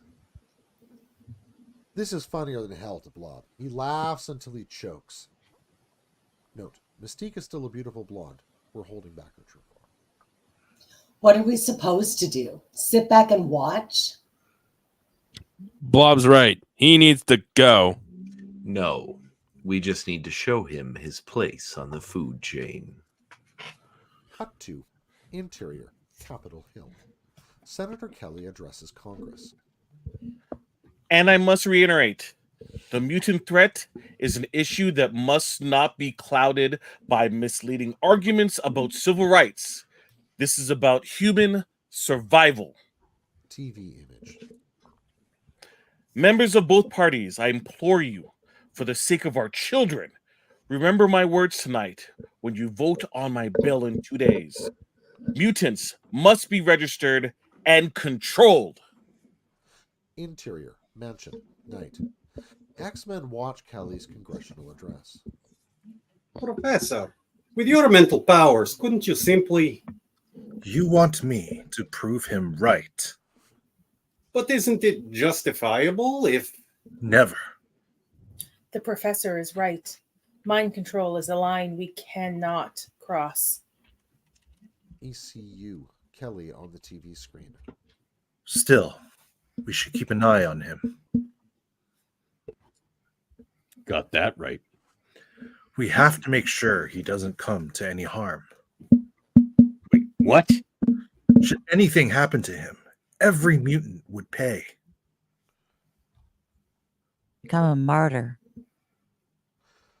Cut to interior, 18th century drawing room. Night. ECU, Magneto. I need you for a special mission. Might it involve a certain senator? Magneto smiles. So this is more than a mere show of force. My daughter cannot know we were behind it. I've already lost her mother. I couldn't bear to lose her too. She's naive and believes people like him can be reasoned with. Then I'll reason with him in my own way. I like your way. You find me attractive? Extremely. She shimmers, shifting into a beautiful brunette. And now, mein Herr? She becomes Asian and winks at him. Or perhaps your taste is a little different. She changes into a man. Let me see you as you really are. She transforms, but from this angle we can't see into what. Magneto reacts, deeply surprised, then smiles broadly. Magnificent. Cut to interior Washington restaurant. Night. Kelly sits at a table doing the Washington schmooze thing. The Capitol is clearly visible through the window beside him. Peter and Storm sit at a nearby table. They're painfully conspicuous. He's so huge, and she's got that striking white hair. What are we supposed to be looking for? I'm not certain. The professor just said anything out of the ordinary. Aside from us? This actually gets a smile from her. I'm not the right person to be doing this. I'm not smart like the rest of you. Of course you are. The professor just recruited me because of my strength. You must give yourself more credit. Your greatest power lies right here. She points at his heart. Cut to interior mansion. Night. Nightcrawler sits alone at a table, playing chess. He moves a white bishop, then teleports to the opposite side to move a black rook. Watching, Wolverine just shakes his head. Should have nailed the bishop. He'll have you mated in 3 moves. Nightcrawler crinkles his brow and teleports to the other seat. Jean and Scott come downstairs wearing bathing suits. I don't care. You still need a code name. How about Poltergeist? Poltergeist? You move objects with an invisible force, don't you? What do you think a poltergeist is? I'm not answering to that. How about Marvel Girl? Not helping Kurt. Join us for a swim? Eyes glued to the board, Nightcrawler shakes his head. Wolverine? I'm gonna rack. Charlie's been running us pretty hard. He heads upstairs. Scott and Jean share suspicious looks. Nightcrawler moves the bishop. Checkmate. Cut to exterior college campus. Night. A pretty student toting a backpack leaves the library. She walks down a dimly lit path back to the dorms. Wolverine's silhouette follows in the shadows. As he tracks her, something tracks him, silently leaping from one tree to another like an enormous squirrel. Presume it's Nightcrawler. The student crosses a courtyard. She hears a footstep behind her and picks up the pace. Spooked, she runs smack into a huge attacker. He brutally throws her to the ground. She tries to cry out, but he covers her mouth. That's it. Fight me. She shuts her eyes amid streaming tears. As he smiles, something emerges from the shadows behind him. In an instant, he's shoved against a tree, Wolverine's forearm jammed against his windpipe. Tell me why. Stuck-up college bitches. No, tell me why I should let you live. He presses his fist against the base of the rapist's jaw. A hand yanks Wolverine's arm exactly as his claws snicked open, narrowly sparing the rapist's life. It's Cyclops holding Wolverine at bay. Let go! Jesus Christ, he was gonna kill me. The cops are coming. They'll take care of it. I'll take care of it for good. The cops should take him. He's crazy. We're not killers, Wolverine. He is. He's a lunatic. One more word, and I'm letting him have you. Rapey shuts right the hell up. Wolverine eyes him like a Doberman waiting to pounce. Retract them, Wolverine. Beat. Wolverine holds his stare on the rapist. Now. Snapped. Wolverine's claws snap back into his arm. He trains his stare on Cyclops. This ain't over. Jean comforts the traumatized student. Are you hurt? The student stares at Nightcrawler, who hangs upside down from a tree by his tail. She's more scared of him than of her attacker. Don't be scared. He's one of us. What is it? From his stricken expression, he has clearly heard her. Jean? She motions, and a tangle of ivy suddenly springs to life, binding the attacker to the tree. Let's book before the police arrive. Wolverine and Nightcrawler head away. Next time you track somebody, try staying downwind. You know? Cut to interior, Magneto's drawing room, night. Magneto stands before a holographic model of Washington, D.C., outlining his plan with his cohorts. Then we'll rendezvous here. What happens if you don't make it? What could possibly stop me? How should I know? The last thing I want to do is take on the army single-handed. You won't be. Together, you'll be invincible. Blob isn't satisfied. And what if these X-Men show up? They work for Kelly. Take them down any way you can. Wanda takes Magneto aside. I'm more powerful than any of them. Why can't I go too? I need you here. Wanda is clearly concerned. Don't worry, Wanda. No one will get hurt. He shares a secret smile with Mystique. Cut to interior mansion, night. Wolverine heads up to his room. Jean approaches. Don't bother. I just got it from Scott. Got what? The whole "who needs Magneto when we got you" speech. No, I want to thank you. I wanted to thank you. A long, painful beat. This is hard for her. When I was young, before I had my powers, I wish someone like you had been there. She kisses him on the cheek. Jean doesn't see Scott enter the hall, but Wolverine does, and so he kisses her on the lips. Stung, Scott darts away. Exactly as he leaves, Jean pulls free. No, I didn't mean it like that. Sorry, my mistake. Flustered, she rushes away. He watches her, smiling sly.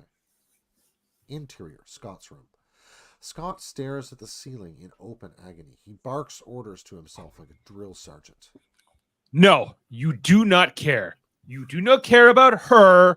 You do not care about them. You do not care. Cut to interior, danger room. Flamethrowers and jets of steam add to the confusion as Wolverine, Nightcrawler, Cyclops, and Jean run through the program. Professor X monitors them from his station high above. Take care of the flames before the battle drones. The flames are the more immediate danger. Wolverine dodges a robot's blow. Its fist goes right past his head and pounds a huge dent into the steel wall. He pops his claws and shreds the robot. Sparks fly everywhere.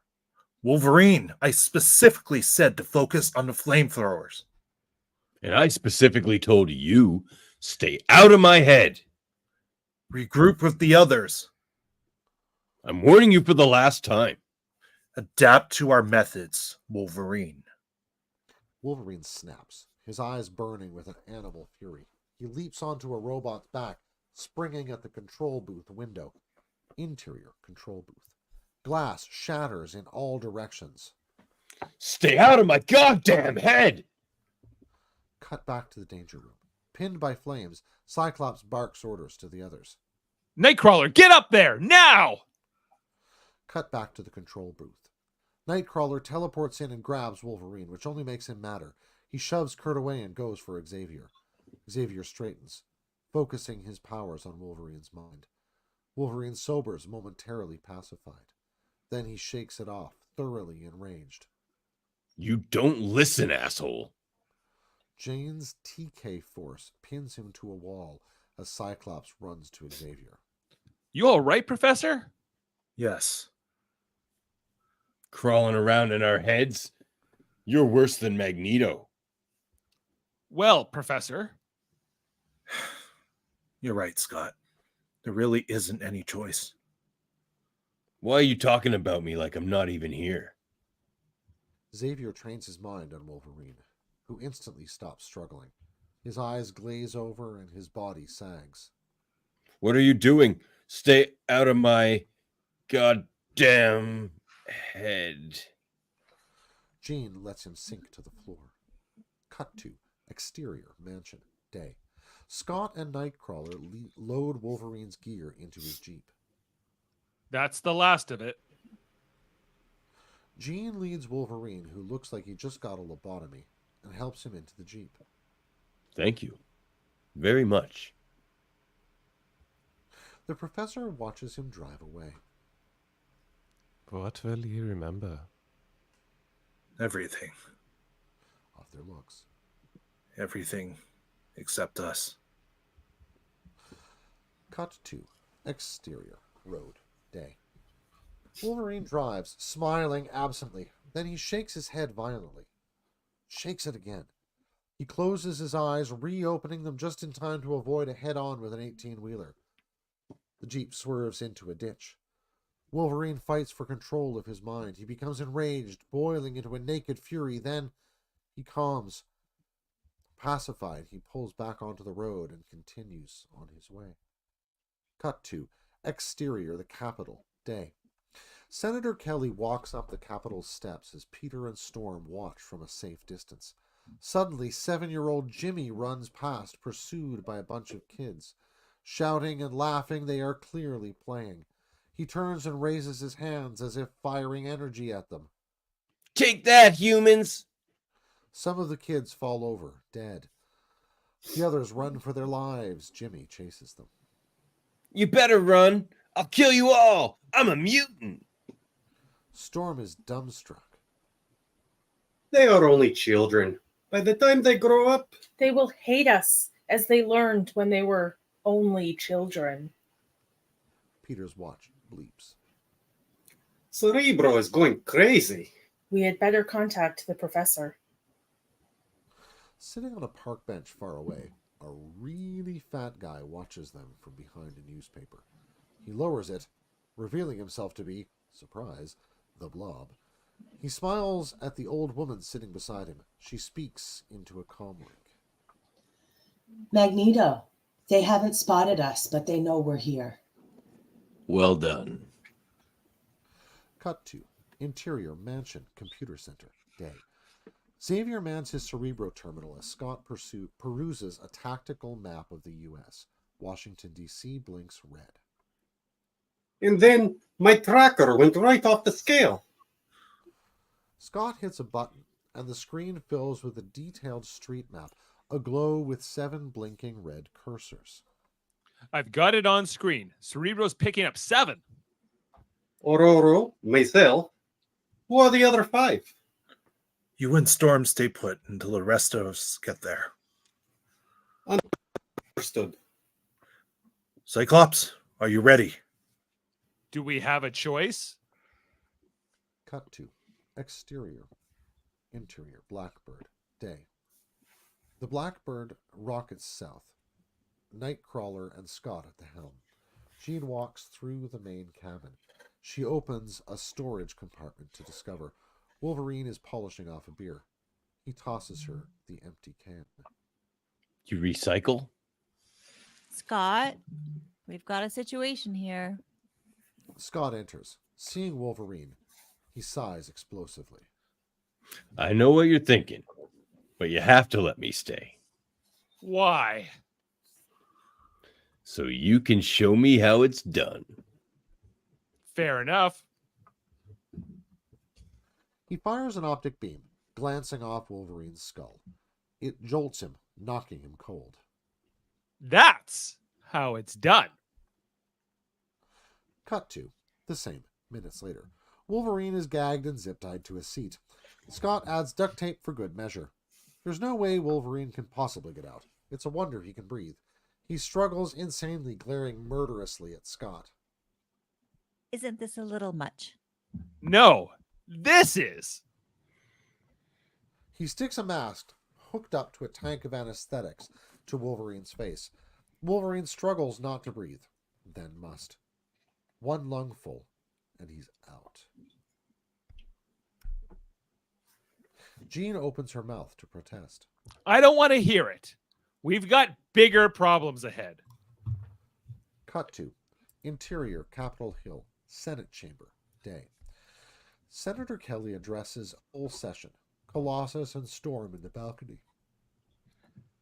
Today's historic vote will determine the future of our great nation, our allies around the globe, and indeed the survival of our entire species. Interior, hallway, same time. Two guards lie unconscious. A pair of hands presses against a marble wall. It rumbles. Back in the Senate chamber, the wall collapses, revealing Avalanche, Blob, and Pyro. A guard approaches, drawing his service revolver. Freeze! Blow me. The guard fires his gun repeatedly, to no effect. Blob grabs him, pulling him into a fleshy hug that buries his head into pure flab, rendering him unconscious. Storm and Peter approach the Brotherhood. Let us see how you do against other mutants. Peter shimmers, changing into the metallic Colossus. Pyro grabs him in a huge flaming fist. Let's see your melting temperature. Colossus begins to glow red as Storm puts out the fire with an impromptu indoor shower.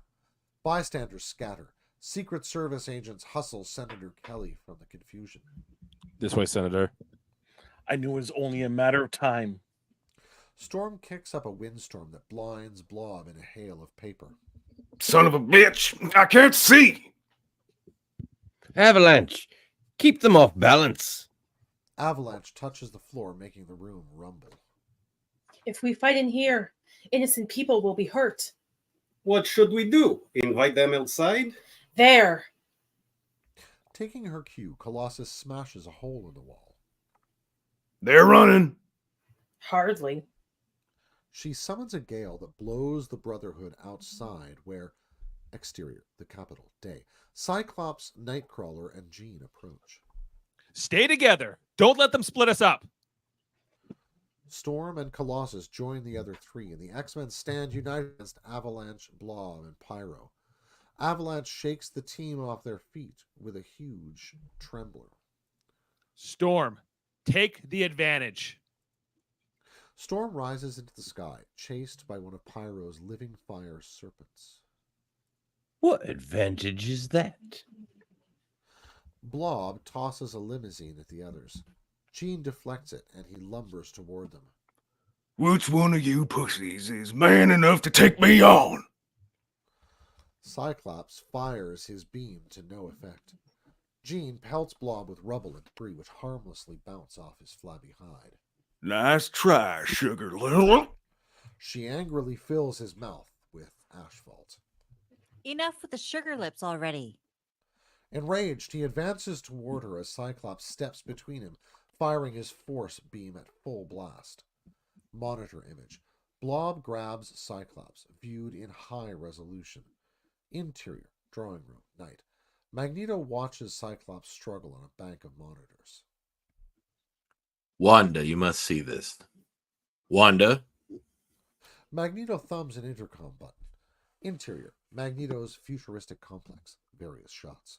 Magneto's voice echoes down a series of futuristic corridors. Wanda? Please report to the drawing room. Wanda? Cut back to the drawing room. Magneto sees something on his screen that sinks his heart. Monitor image. Dressed in her simple red costume, Wanda enters the fray. She gestures at a fire hydrant, exploding a geyser that knocks Storm from the sky. Wanda, why? Cut to exterior, Washington Street. Jean TK showers Wanda with debris until Avalanche sets off a tumbler that knocks Jean off her feet. Running into view with Colossus, Cyclops singles out Avalanche. Colossus, take him down. Avalanche shakes the ground beneath Colossus. Good luck with that. As Colossus struggles closer, Blob jumps him. Okay, Tin Man. Let's see what you got. Colossus throws several punches, which sink harmlessly into Blob's back. Blob wails him in the face. Soldiers arrive in force, escalating the chaos. Tanks pull up, 2 grunts load a bazooka. Who's the good guy? When you got mutants, there are no good guys. He fires, blasting Colossus across the courtyard. Another blast hits Blob, who isn't even phased. If that's the best you can do, why don't you take a couple more shots? They do. Nothing. A soldier brandishes a flamethrower at Pyro. You lot certainly picked the wrong target. He turns the flame into a swarm of fire serpents, which slither through the air toward a group of soldiers. They scatter, but not fast enough. Sorry, I can't let that happen. Storm manifests an instant blizzard, snuffing out the flames. There's another one! Open fire! Storm soars out of range as they fire at her. A company brandishing M16s converges on Jean and Cyclops. Wait, we're on your side. They take aim, then freeze for an unnervingly long beat. Their eyes glaze over. Cut to interior mansion, same time. Watching the battle in his mind, Xavier focuses his psi powers on the soldiers. He whispers eerily. Strangest damn thing. Spot inspection. Shut up and get to work. Top will be here. Cut back to the battle. The soldiers dismantle their M16s. Strangest damn thing. A spot inspection at this time. Shut up and get to work. Top will be here in 2 minutes. Cyclops and Jean stare at each other. What are you waiting for, X-Men? Find the Senator. On it, Professor. They start running, only to have bricks pulling themselves free from buildings, flying at them from all directions. What the hell? He and Jean ward off the bricks. Wanda gestures, increasing the attack. Why are you attacking my father? You're the ones attacking. Liar! Cyclops' visor lens explodes, ruby quartz spraying everywhere. His beam goes haywire, firing randomly. It obliterates a tank as soldiers run for cover. Retreat! Yeah, Run for cover! Screw this, I'm short. The beam chases Jean, who darts out of range just in time. Cyclops covers his eyes, stifling his beam. Jean, find the senator. I'm useless. Got that right. Someone slaps a new visor into Cyclops' hand. He dons it, discovering... Told you to carry a spare. Wolverine is suddenly engulfed in a giant flaming fist. He falls burning to the ground. Cyclops fires a beam at Pyro, then runs to the smoldering Wolverine. Wolverine, are you okay? Do I look okay? Focus! Exterior, Lincoln Memorial. Blob ducks as Colossus throws a punch into a marble column, pulverizing it. Nice shot, Boris. Marble rains down lightly from above. Sweet Jesus! But boom, they both disappear under falling rubble. Exterior, Mall, Washington Monument.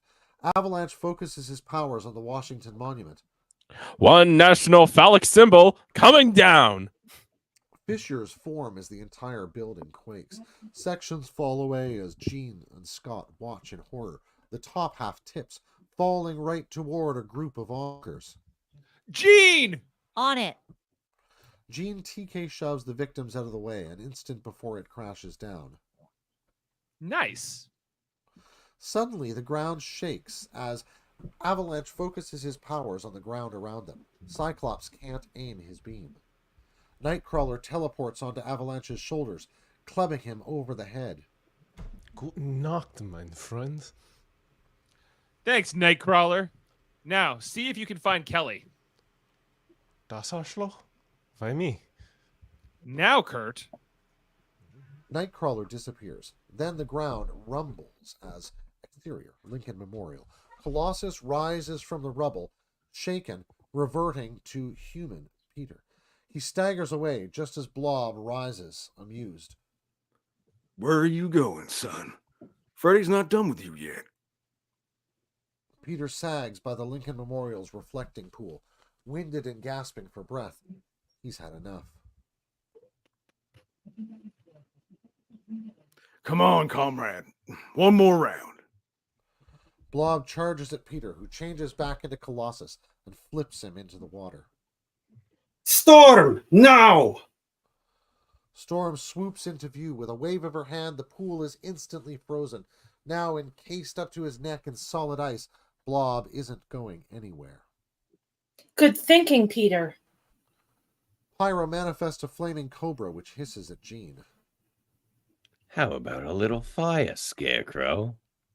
Just as the snake is about to strike, we hear a familiar snikt. Then Pyro's fire fizzles out. Bloody hell. He turns around. Gasoline streams out from 6 punctures in his tanks, forming a pool all around him. Nearby, still smoldering and covered with burns, Wolverine takes a drag from a cigarette. If I were you, I'd start running. He flicks the cigarette into the gasoline. Pyro screams and runs like a son of a bitch as the flames follow him like a lit fuse. Oh God, oh God, oh God, oh God, oh God, oh God, oh God, oh God, oh God! He's too panicked to control the flames as they catch up to him. His tanks explode. Wolverine happily exhales a cloud of cigarette smoke. Cut to exterior, Capitol Hill, same time. A Secret Service agent rushes Senator Kelly toward a heliport. Hurry, Senator. You're the target here. Are you sure? Positive. He shimmers, transforming into Nightcrawler. Willkommen in der Hölle. Brandishing a dagger, he lunges at Kelly. A second Nightcrawler teleports onto the heliport and tackles the assassin. Another one? What are you doing? What are you hitting for? Run! The 2 Nightcrawlers wrestle using their incredible agility. One Nightcrawler gets a particularly good punch into the other's face, knocking him to the ground. The stunned Nightcrawler shimmers and changes into Mystique, seen for the first time in her true form. She is clearly a female version of Nightcrawler. My God, you look like me. You don't recognize your own sister? Raven, I thought you were killed when I was sold to the carnival. Who do you think sold you, you stupid freak? She draws another dagger from her boot and goes after Kelly. You, of all people, should be helping me kill him. Kelly runs. For God's sake, somebody help! Mystique corners him. Nightcrawler teleports behind Kelly, clutching him. I am sorry, Senator. This may hurt. Auf Wiedersehen. Exterior, rooftop, same time. Nightcrawler and Kelly reappear. Nightcrawler gags and doubles over in pain. Kelly dry heaves. What did you do to me? Oh, God, I just saved your life. Kelly backs away from him, backing to the edge of the building where the battle rages below. Get away from me, you monster! Nightcrawler points at the battle raging below. We monsters are risking our lives for you. You! Suddenly, the entire building quakes. Cut. Back to the battle, same time. Avalanche is using a Temblor to free Blob from the frozen reflecting pool. We're busting our asses out here. Where the hell is Magneto? Cut to interior, mansion, same time. Xavier uses his psi powers to observe the fight. All around him, the cerebral monitors and alarms are going crazy. What the hell? The ceiling explodes, showering him with wood and plaster as Magneto hovers over him. Hello, Charles. Xavier wheels away. A storm of magnetically manipulated metal swarms around him. It's no use running. Xavier wheels, but he's going backward. His chair is inches off the ground. Xavier focuses on Magneto, reaching out with his mind. Magnetic powers failing you. Adorable. A static burst zaps Xavier. As he loses consciousness, he lets out a psychic cry. Scott! Cut back to Washington. Cyclops grabs his head and doubles over. Wolverine, Storm, Nightcrawler, and Colossus gather around him as Jean savagely grabs Wanda. What did you do to him? Nothing, I swear. This whole thing, it's a diversion. We've got to help the professor. Armed soldiers form a perimeter around them.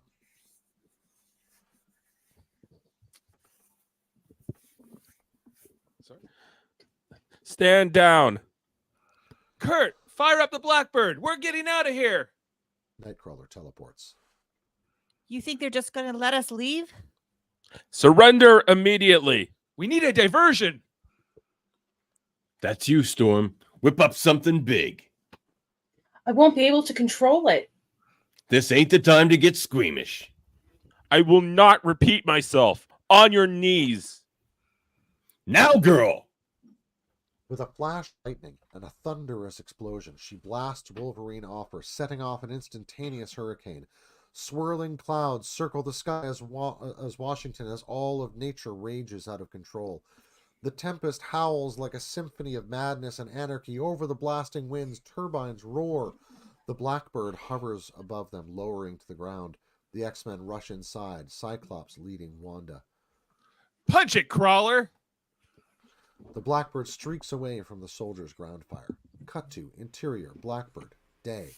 The X-Men grab hold as the Blackbird rockets into the sky. When the G-force finally settles, Storm grabs Wolverine by the throat with one hand, hoisting him off the ground and pinning him against the bulkhead. Kindly refrain from calling me girl. Jean and Scott pull her off him. There'll be time for that later. Wait, what about my people? The army can have them. You're even worse than my father said. Really? Then why didn't we leave you behind? Cyclops leaves her to figure this out. Interior, cockpit. Cyclops joins Nightcrawler at the helm. Get us back to the mansion. Stat! Now in a fresh uniform, Wolverine joins them. They'll follow us straight home. What do you suggest? Head out to sea, then circle back under there. There isn't time! Make time! If they follow us... The Blackbird rocks violently. What was that? I don't know. My controls are going crazy. Jean and Colossus join the others in the cockpit as the jet is jolted again. It's being dragged straight up. My God, I'm being pulled right out of the atmosphere. By what? By whom? I think we know that already. The sky darkens into a black starscape. This thing's space-worthy? Nope. Nice knowing you, Psych. Shouldn't the windows have blown out by now? Magneto's protecting us somehow. We are being pulled towards that asteroid. 9, that's no asteroid. It's a space station. Not the time, Kurt. 9, look! Growing larger in front of them is a large asteroid with a base built into its structure. It's a hybrid of rock and high technology. Cyclops turns to Wanda. What is that thing? My father calls it Asteroid M. We're scouring the globe, and he was up here the whole time.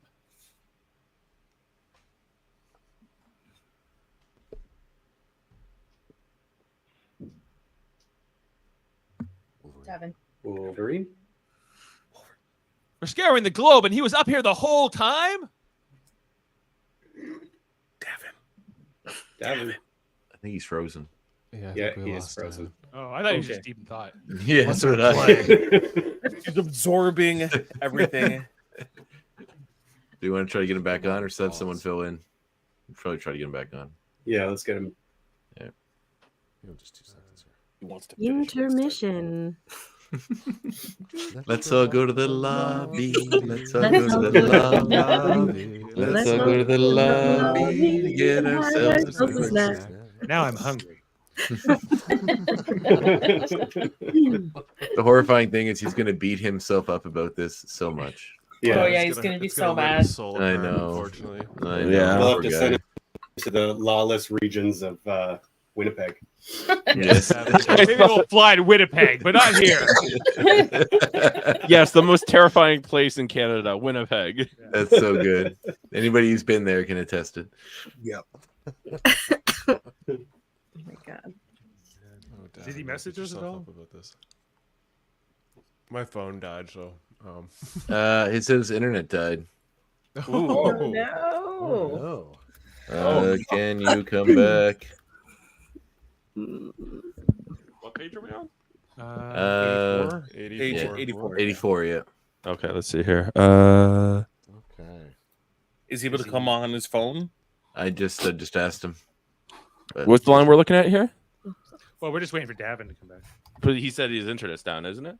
yeah, let's give him a sec to make sure he's not coming back. Maybe he's just got to reboot it or something.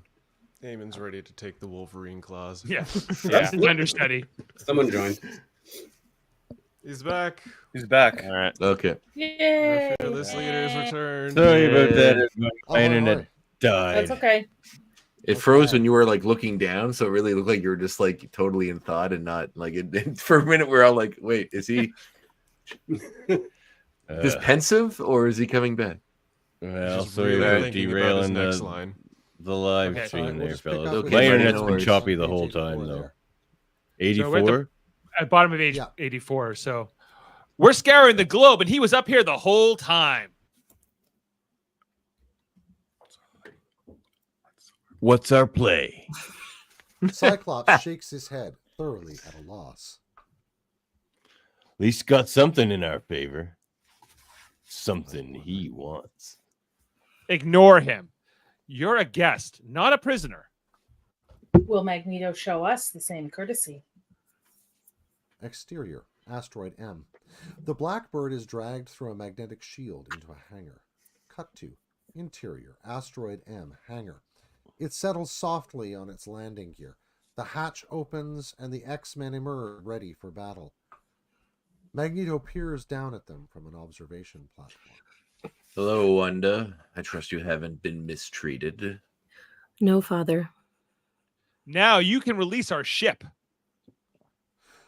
With a gesture, Magneto raises the Blackbird, floating it toward the magnetic seal. On it. Colossus grabs the forward landing gear, pulling with all of his might, and is dragged along with the jet. Peter, no! No! Let go! Let go! Hang on! Too late. He and the ship are in space, shrinking to a dot in the distance. Magneto closes his hand into a fist. The Blackbird erupts in eerie silence. We hear nothing of the blast until shockwaves and debris hit asteroid M. Colossus careens through the doorway, his steel body charred. As they run to him, his unconscious body reverts to human form. Lieber Gott, is he... Alive, but in bad shape. He's lucky to be alive at all. That's more than I can say for this son of a bitch. He pops his claws. Magneto surrounds himself and Wanda within magnetic spheres. A rush of air hisses from the vents. Hey, Psych! What was that stuff you knocked me out with before? Why? Nightcrawler crumples to the ground, unconscious. Then Jean and Storm. Then Cyclops. Just asking.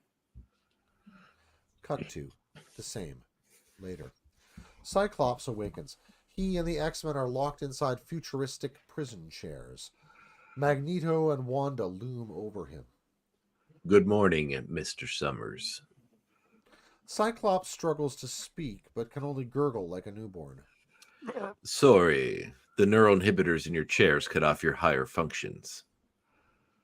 From the neck down, for all intents and purposes, they're only 8 months old. No powers, and unfortunately, No speech. Good. I've heard enough of their lies.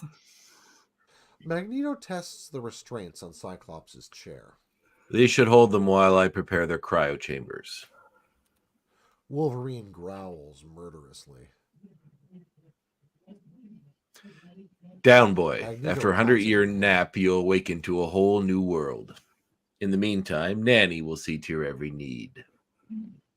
Nanny, a weirdly feminine robot, wheels into the room. Her synthetic voice is as sickening as marshmallows soaked in honey. Think Julie Andrews in The Sound of Music, only chirpier. Good morning, children. We're going to have so much fun together. Wipe to interior drawing room. Xavier lies on a gurney wearing a neural dampening headband. He looks around, pathetically, unable to focus his eyes, his thoughts, his mind. It's no use, Charles. The inhibitor matches the effort you use against it. Xavier rolls his eyes, struggling to speak. I know these one-sided conversations are such a bore, but I can't trust you enough to set you free. Wanda stands nearby. This is my daughter, Wanda. Your students were kind enough to bring her back to me. At the mention of his team, Xavier's eyes widen. Yes, they're here too. Don't worry, they're in very good hands. Cut to interior hangar. Nanny brushes Jean's hair. Both the brushing and the sickening sweet singing have her in great pain. And if that mockingbird don't sing, Mama's gonna buy you a diamond ring. Cut to Nanny tying red ribbons into Nightcrawler's hair. And if that diamond ring don't shine, Mama's gonna buy you a... Don't we look pretty? Cut to Nanny spraying Cyclops' visor with Windex. There, clean as a whistle. Cut to Nanny spoon-feeding Wolverine. He lets it run down his chin, murder in his eyes. Now, is that how we behave? Where's Nanny's good boy? Cut. Back to Magneto's drawing room. Standing over Xavier, staring into his brandy snifter, Magneto waxes poetic. Charles, you and I face a complex moral dilemma. Mutant kind is but a tiny portion of the world's population. Is it ethically just for us to impose our will on such a vast majority? Conversely, should a genetically superior minority allow itself to be subordinated by its inferiors? He swirls the brandy in his snifter and takes a sip. We, the stronger, the better, have a moral imperative not only to survive, but to thrive. So you see, this really isn't a conundrum at all. It's a simple equation with a simple solution. A simple, final solution. Cut to interior hangar. Nanny fluffs up Storm's hair and wheels out of the room. Over the river and through the woods to grandmother's house we go. No sooner is she gone than Storm breaks into a nodding fit like a horse straining against its reins. Everyone stares at her helplessly. Her nodding grows more and more violent. Wolverine stares at Cyclops with a hateful look that says, "This is your fault." Finally, Storm's headdress comes loose, dangling by strands of hair. The back is lined with an intricate network of pins. She pulls one free with her teeth and tongue. She looks over at Cyclops and winks. Cut. Back to Magneto's drawing room. Magneto stands over Xavier. We must eliminate the human threat before they march us into gas chambers. He leans in close. You've seen it, haven't you? It's inevitable, unless we strike first. Cut. Back to the hangar deck. Storm manipulates the lock with her hairpin. The pin catches on something and springs into the air. It bounces onto the metallic deck with a faint ping. The door immediately hisses open.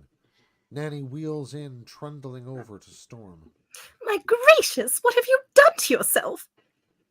She refastens Storm's headpiece. There, all better. Nanny wheels out. Storm's eyes well with tears. Cut to interior drawing room. Magneto continues. Homo superior is truly the next step in evolution. And since this process has been accelerated by radiation, it stands to reason that irradiating the gene pool will hasten this process exponentially. The monitors surrounding them suddenly fill with images of the stolen missiles. Strategically aimed, these will set off a global firestorm. And from that cleansing fire, a new race will rise. Children of the atom, and we will be ready to shepherd them. The world uninhabitable. For the first 200 years or so, yes. That's why your students, you and I, are all going into cryosleep. We'll awaken into a reborn world. What happens to everyone down there? The strong will evolve. Genocide? Whose fault is that? I begged you to help me mount a bloodless revolution. Billions of people. Will be replaced by their betters. Isn't that a noble sacrifice? I guess so, Father. It does make sense. She kisses his cheek and leaves. Magneto watches adoringly. There, Charles. Now why can't you be convinced so easily? Cut to interior hangar. Wanda hurries to Cyclops and presses buttons on his prison chair's control panel. You've got to stop him. He's going to blow up the world. Zap. Wanda falls to the deck, unconscious. Magneto shakes his head with paternal disappointment. Cut to the same later. Magneto finishes locking Wanda into her own prison chair. He kisses her on the forehead. You're going to thank me for this. He leaves, and Storm breaks into another nodding fit. I Cut see to the interior control center. Magneto finishes the launching sequence. I see thy glory like a shooting star. Exterior asteroid M, space. The 3 missiles blast free from their silos. Fall to the base earth from the firmament. They rocket toward Earth. Shakespeare. One of us, I'm sure. Cut. Back to the control center. Magneto proudly watches his missiles. An alarm sounds, chasing the smile from his face. A readout angrily blares. Hangar deck. Magneto switches between cameras on his monitor. Camera number 1, blackness. Camera number 2, blackness. Camera number 3, static. Nanny, report immediately. Nanny. Interior, hangar. The door whispers open. Now wearing his helmet, Magneto steps inside onto the darkened observation platform. Mama's gonna, mama, you, mama, mama, mama, mama. On the lower deck, Nanny wobbles in and out of small pools of light. What the bloody? A steel fist smashes him square in the jaw. The lights come on. Colossus stands over Magneto. The other X-Men stand poised on the deck below. Your reign of terror ends now, Tsar Magnus. Colossus goes in for another blow, but Magneto is fully shielded now. Bad move, my metallic friend.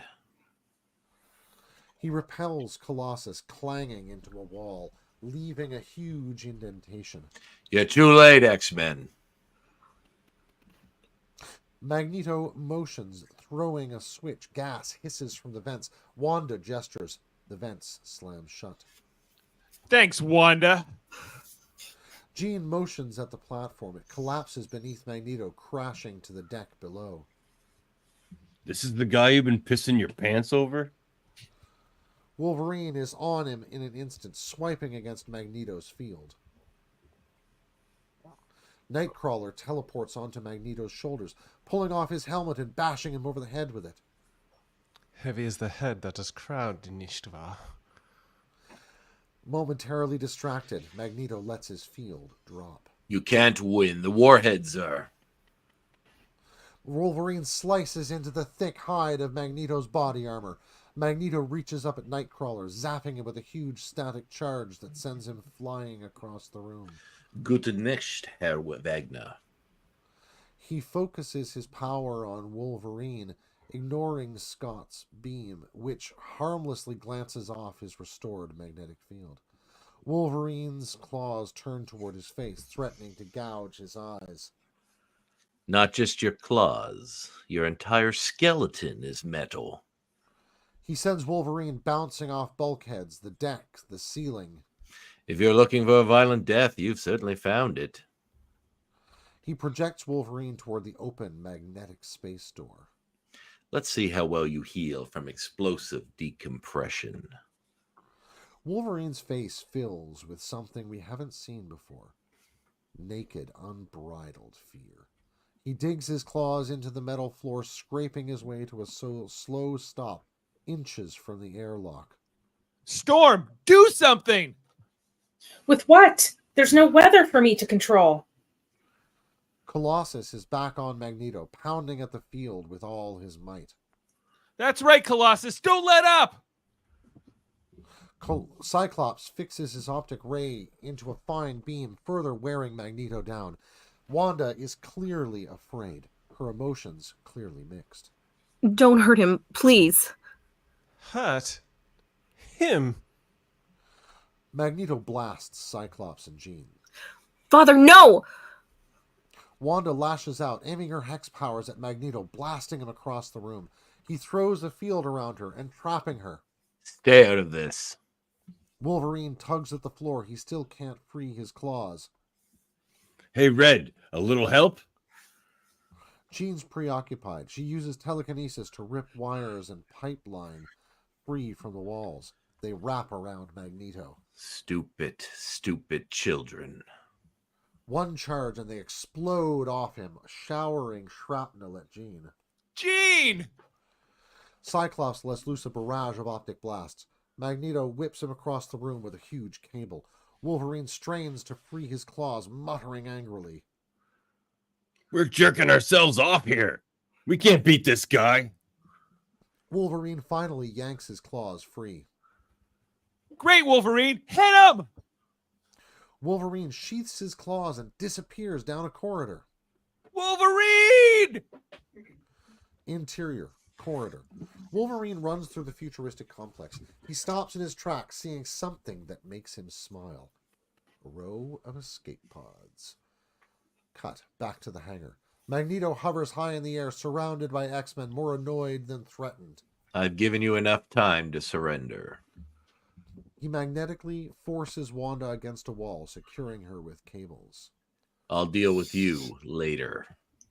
He groups the X-Men into a sphere. I offered you the world. He forces them toward the space portal. Maybe you'll be happier in space. Jean and Cyclops lock eyes. He mouths, "I love you." She smiles at him through tears and mouths it back. The portal into space and death looms larger and larger. Power surge. A huge psychic shriek. Magneto grabs his head and screams, then plummets to the deck. Wolverine stands in the entrance holding Professor Xavier, who trains his psi power on Magneto. Magneto struggles. Xavier focuses. Magneto's out. Checkmate. Inches from the space door, the X-Men are safe. Free. Good work, Wolverine. It's a little early to celebrate. Cut to exterior, space. 3 missiles streak toward Earth. Interior, command center. The X-Men watch the monitor. On a tactical display, 3 blips circle around a computer-generated globe. 1 toward Moscow, 1 toward Washington, D.C., 1 toward Beijing. How long do we have? Hell should I know? Wolverine punches keys on a keyboard. Fingers shouldn't move so fast, but Wolverine's under the gun. Can you do it? Not if you keep asking me questions. The icons close in on their targets. Exterior, space. The missiles enter the atmosphere glowing red. Cut back to command center. A monitor flashes a prompt. Targets sighted. Warheads entering atmosphere. Wolverine. I know. Exterior, missiles, targets. The missiles rocket earthward. Below them, oceans give way to landscapes, give way to cities. Cut back to command center. Wolverine finishes punching commands. Anybody want to lead us in prayer? the missiles. They close in on the Capitol, the Kremlin, Tiananmen Square, and suddenly veer off course, skyward. Back to Command Center. On the tactical display, the three icons blink away from their targets, away from the globe, back into space. The team cheers. Jean hugs Wolverine. The three blips converge into a single large dot. Wolverine, you did it! The single dot once again becomes three distinct blips. They blip louder, an alarm sounds, monitor screens blink. Proximity alert, incoming missiles. Wolverine, what did you do? We got 3 minutes, tops. You sent them this way? Are you out of your mind? Cut to interior corridor. Wolverine leads them down the hallway, Colossus carrying Professor Xavier amid insanely blaring alarms. Cut to interior hangar. A shaky Magneto rises to his feet, rises into the air. His helmet floats from the floor and glides into his hands. Interior corridor. The X-Men hurry down the hallway. Magneto's voice echoes through the ship-wide system. Xavier, this is far from over. Back to hangar. Magneto floats through the open door, disappearing into space. Back to corridor. Still following Wolverine, the X-Men round another corner. Where are we going? Wolverine doesn't answer. Doesn't need to. They are at the escape pods, A, B, and C. They're tiny. You've got to be kidding. Wanda climbs into one. They're automated. Peter loads the professor inside and, reverting to his smaller human form, joins them. Jean, Scott, and Nightcrawler squeeze into another one. Wolverine climbs into the last one. A frightened Storm backs away.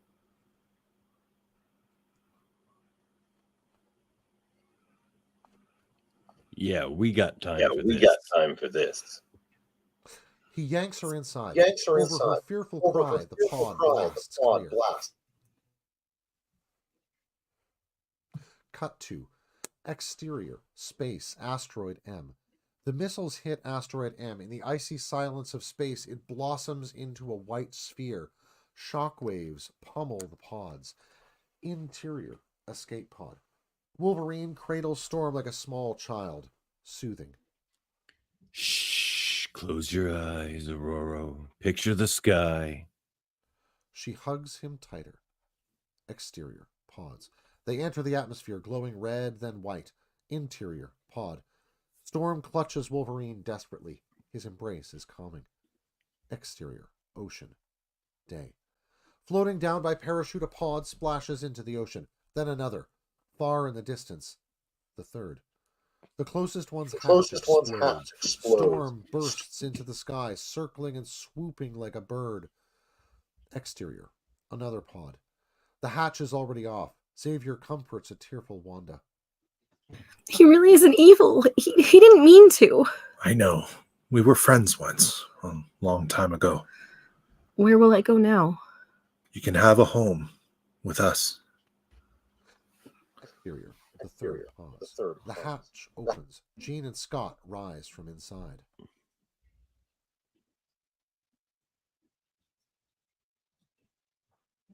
We're alive. Can you believe it? Jean, up there I said some things I'm not sure I... Too late, sugar lips. She kisses him. They embrace. Nightcrawler pops up between them. My God, do we have any drama, man?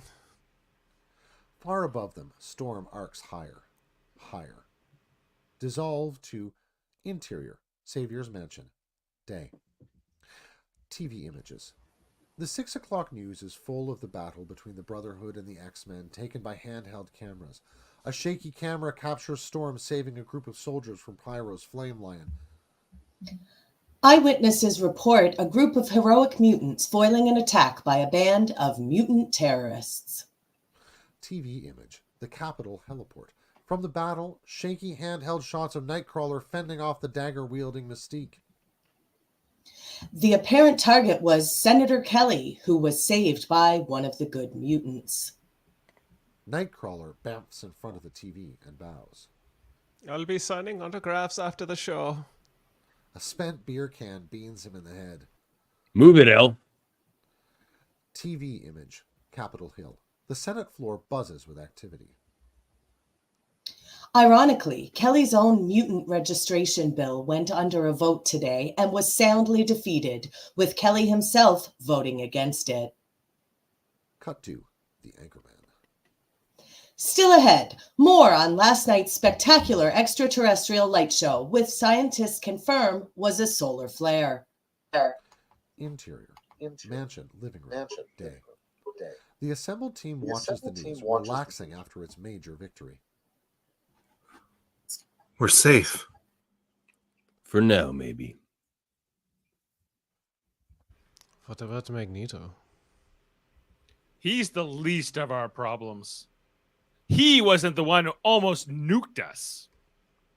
That your way of saying thanks? You broke rank, disobeyed orders, left us in the heat of battle, And saved all our asses. Who was it found Charlie?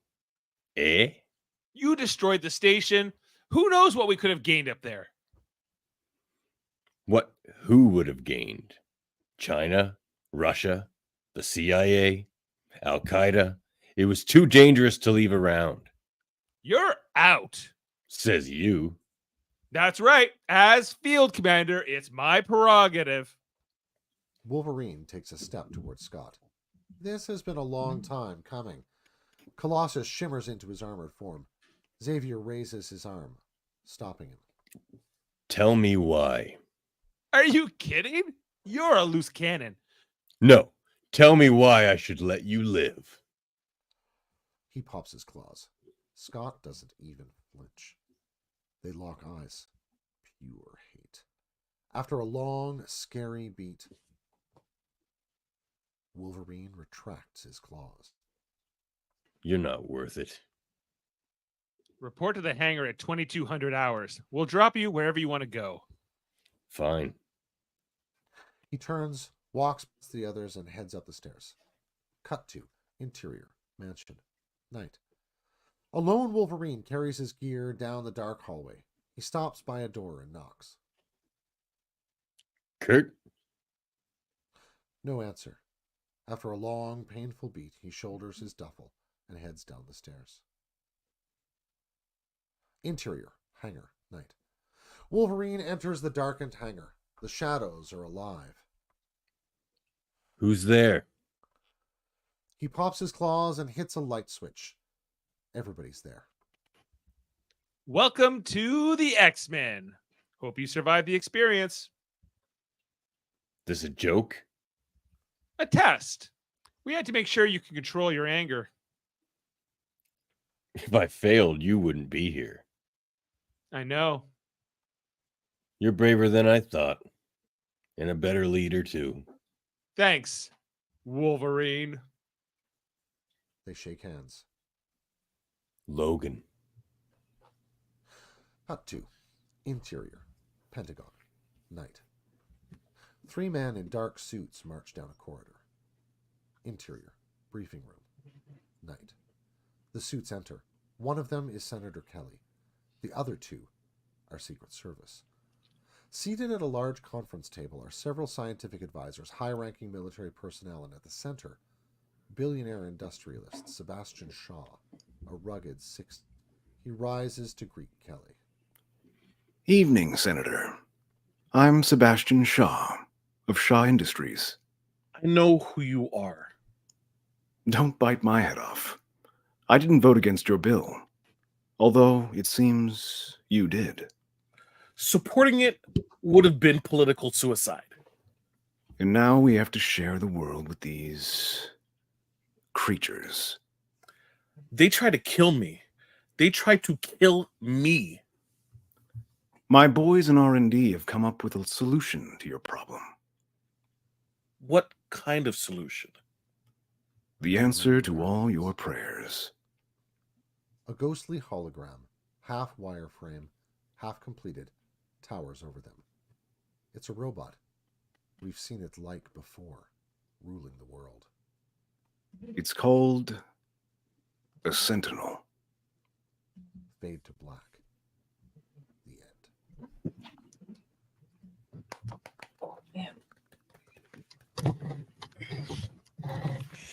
Well, Wow. All right. very good, everybody. Good, everybody. Catch you next time. Catch you next time. Indeed.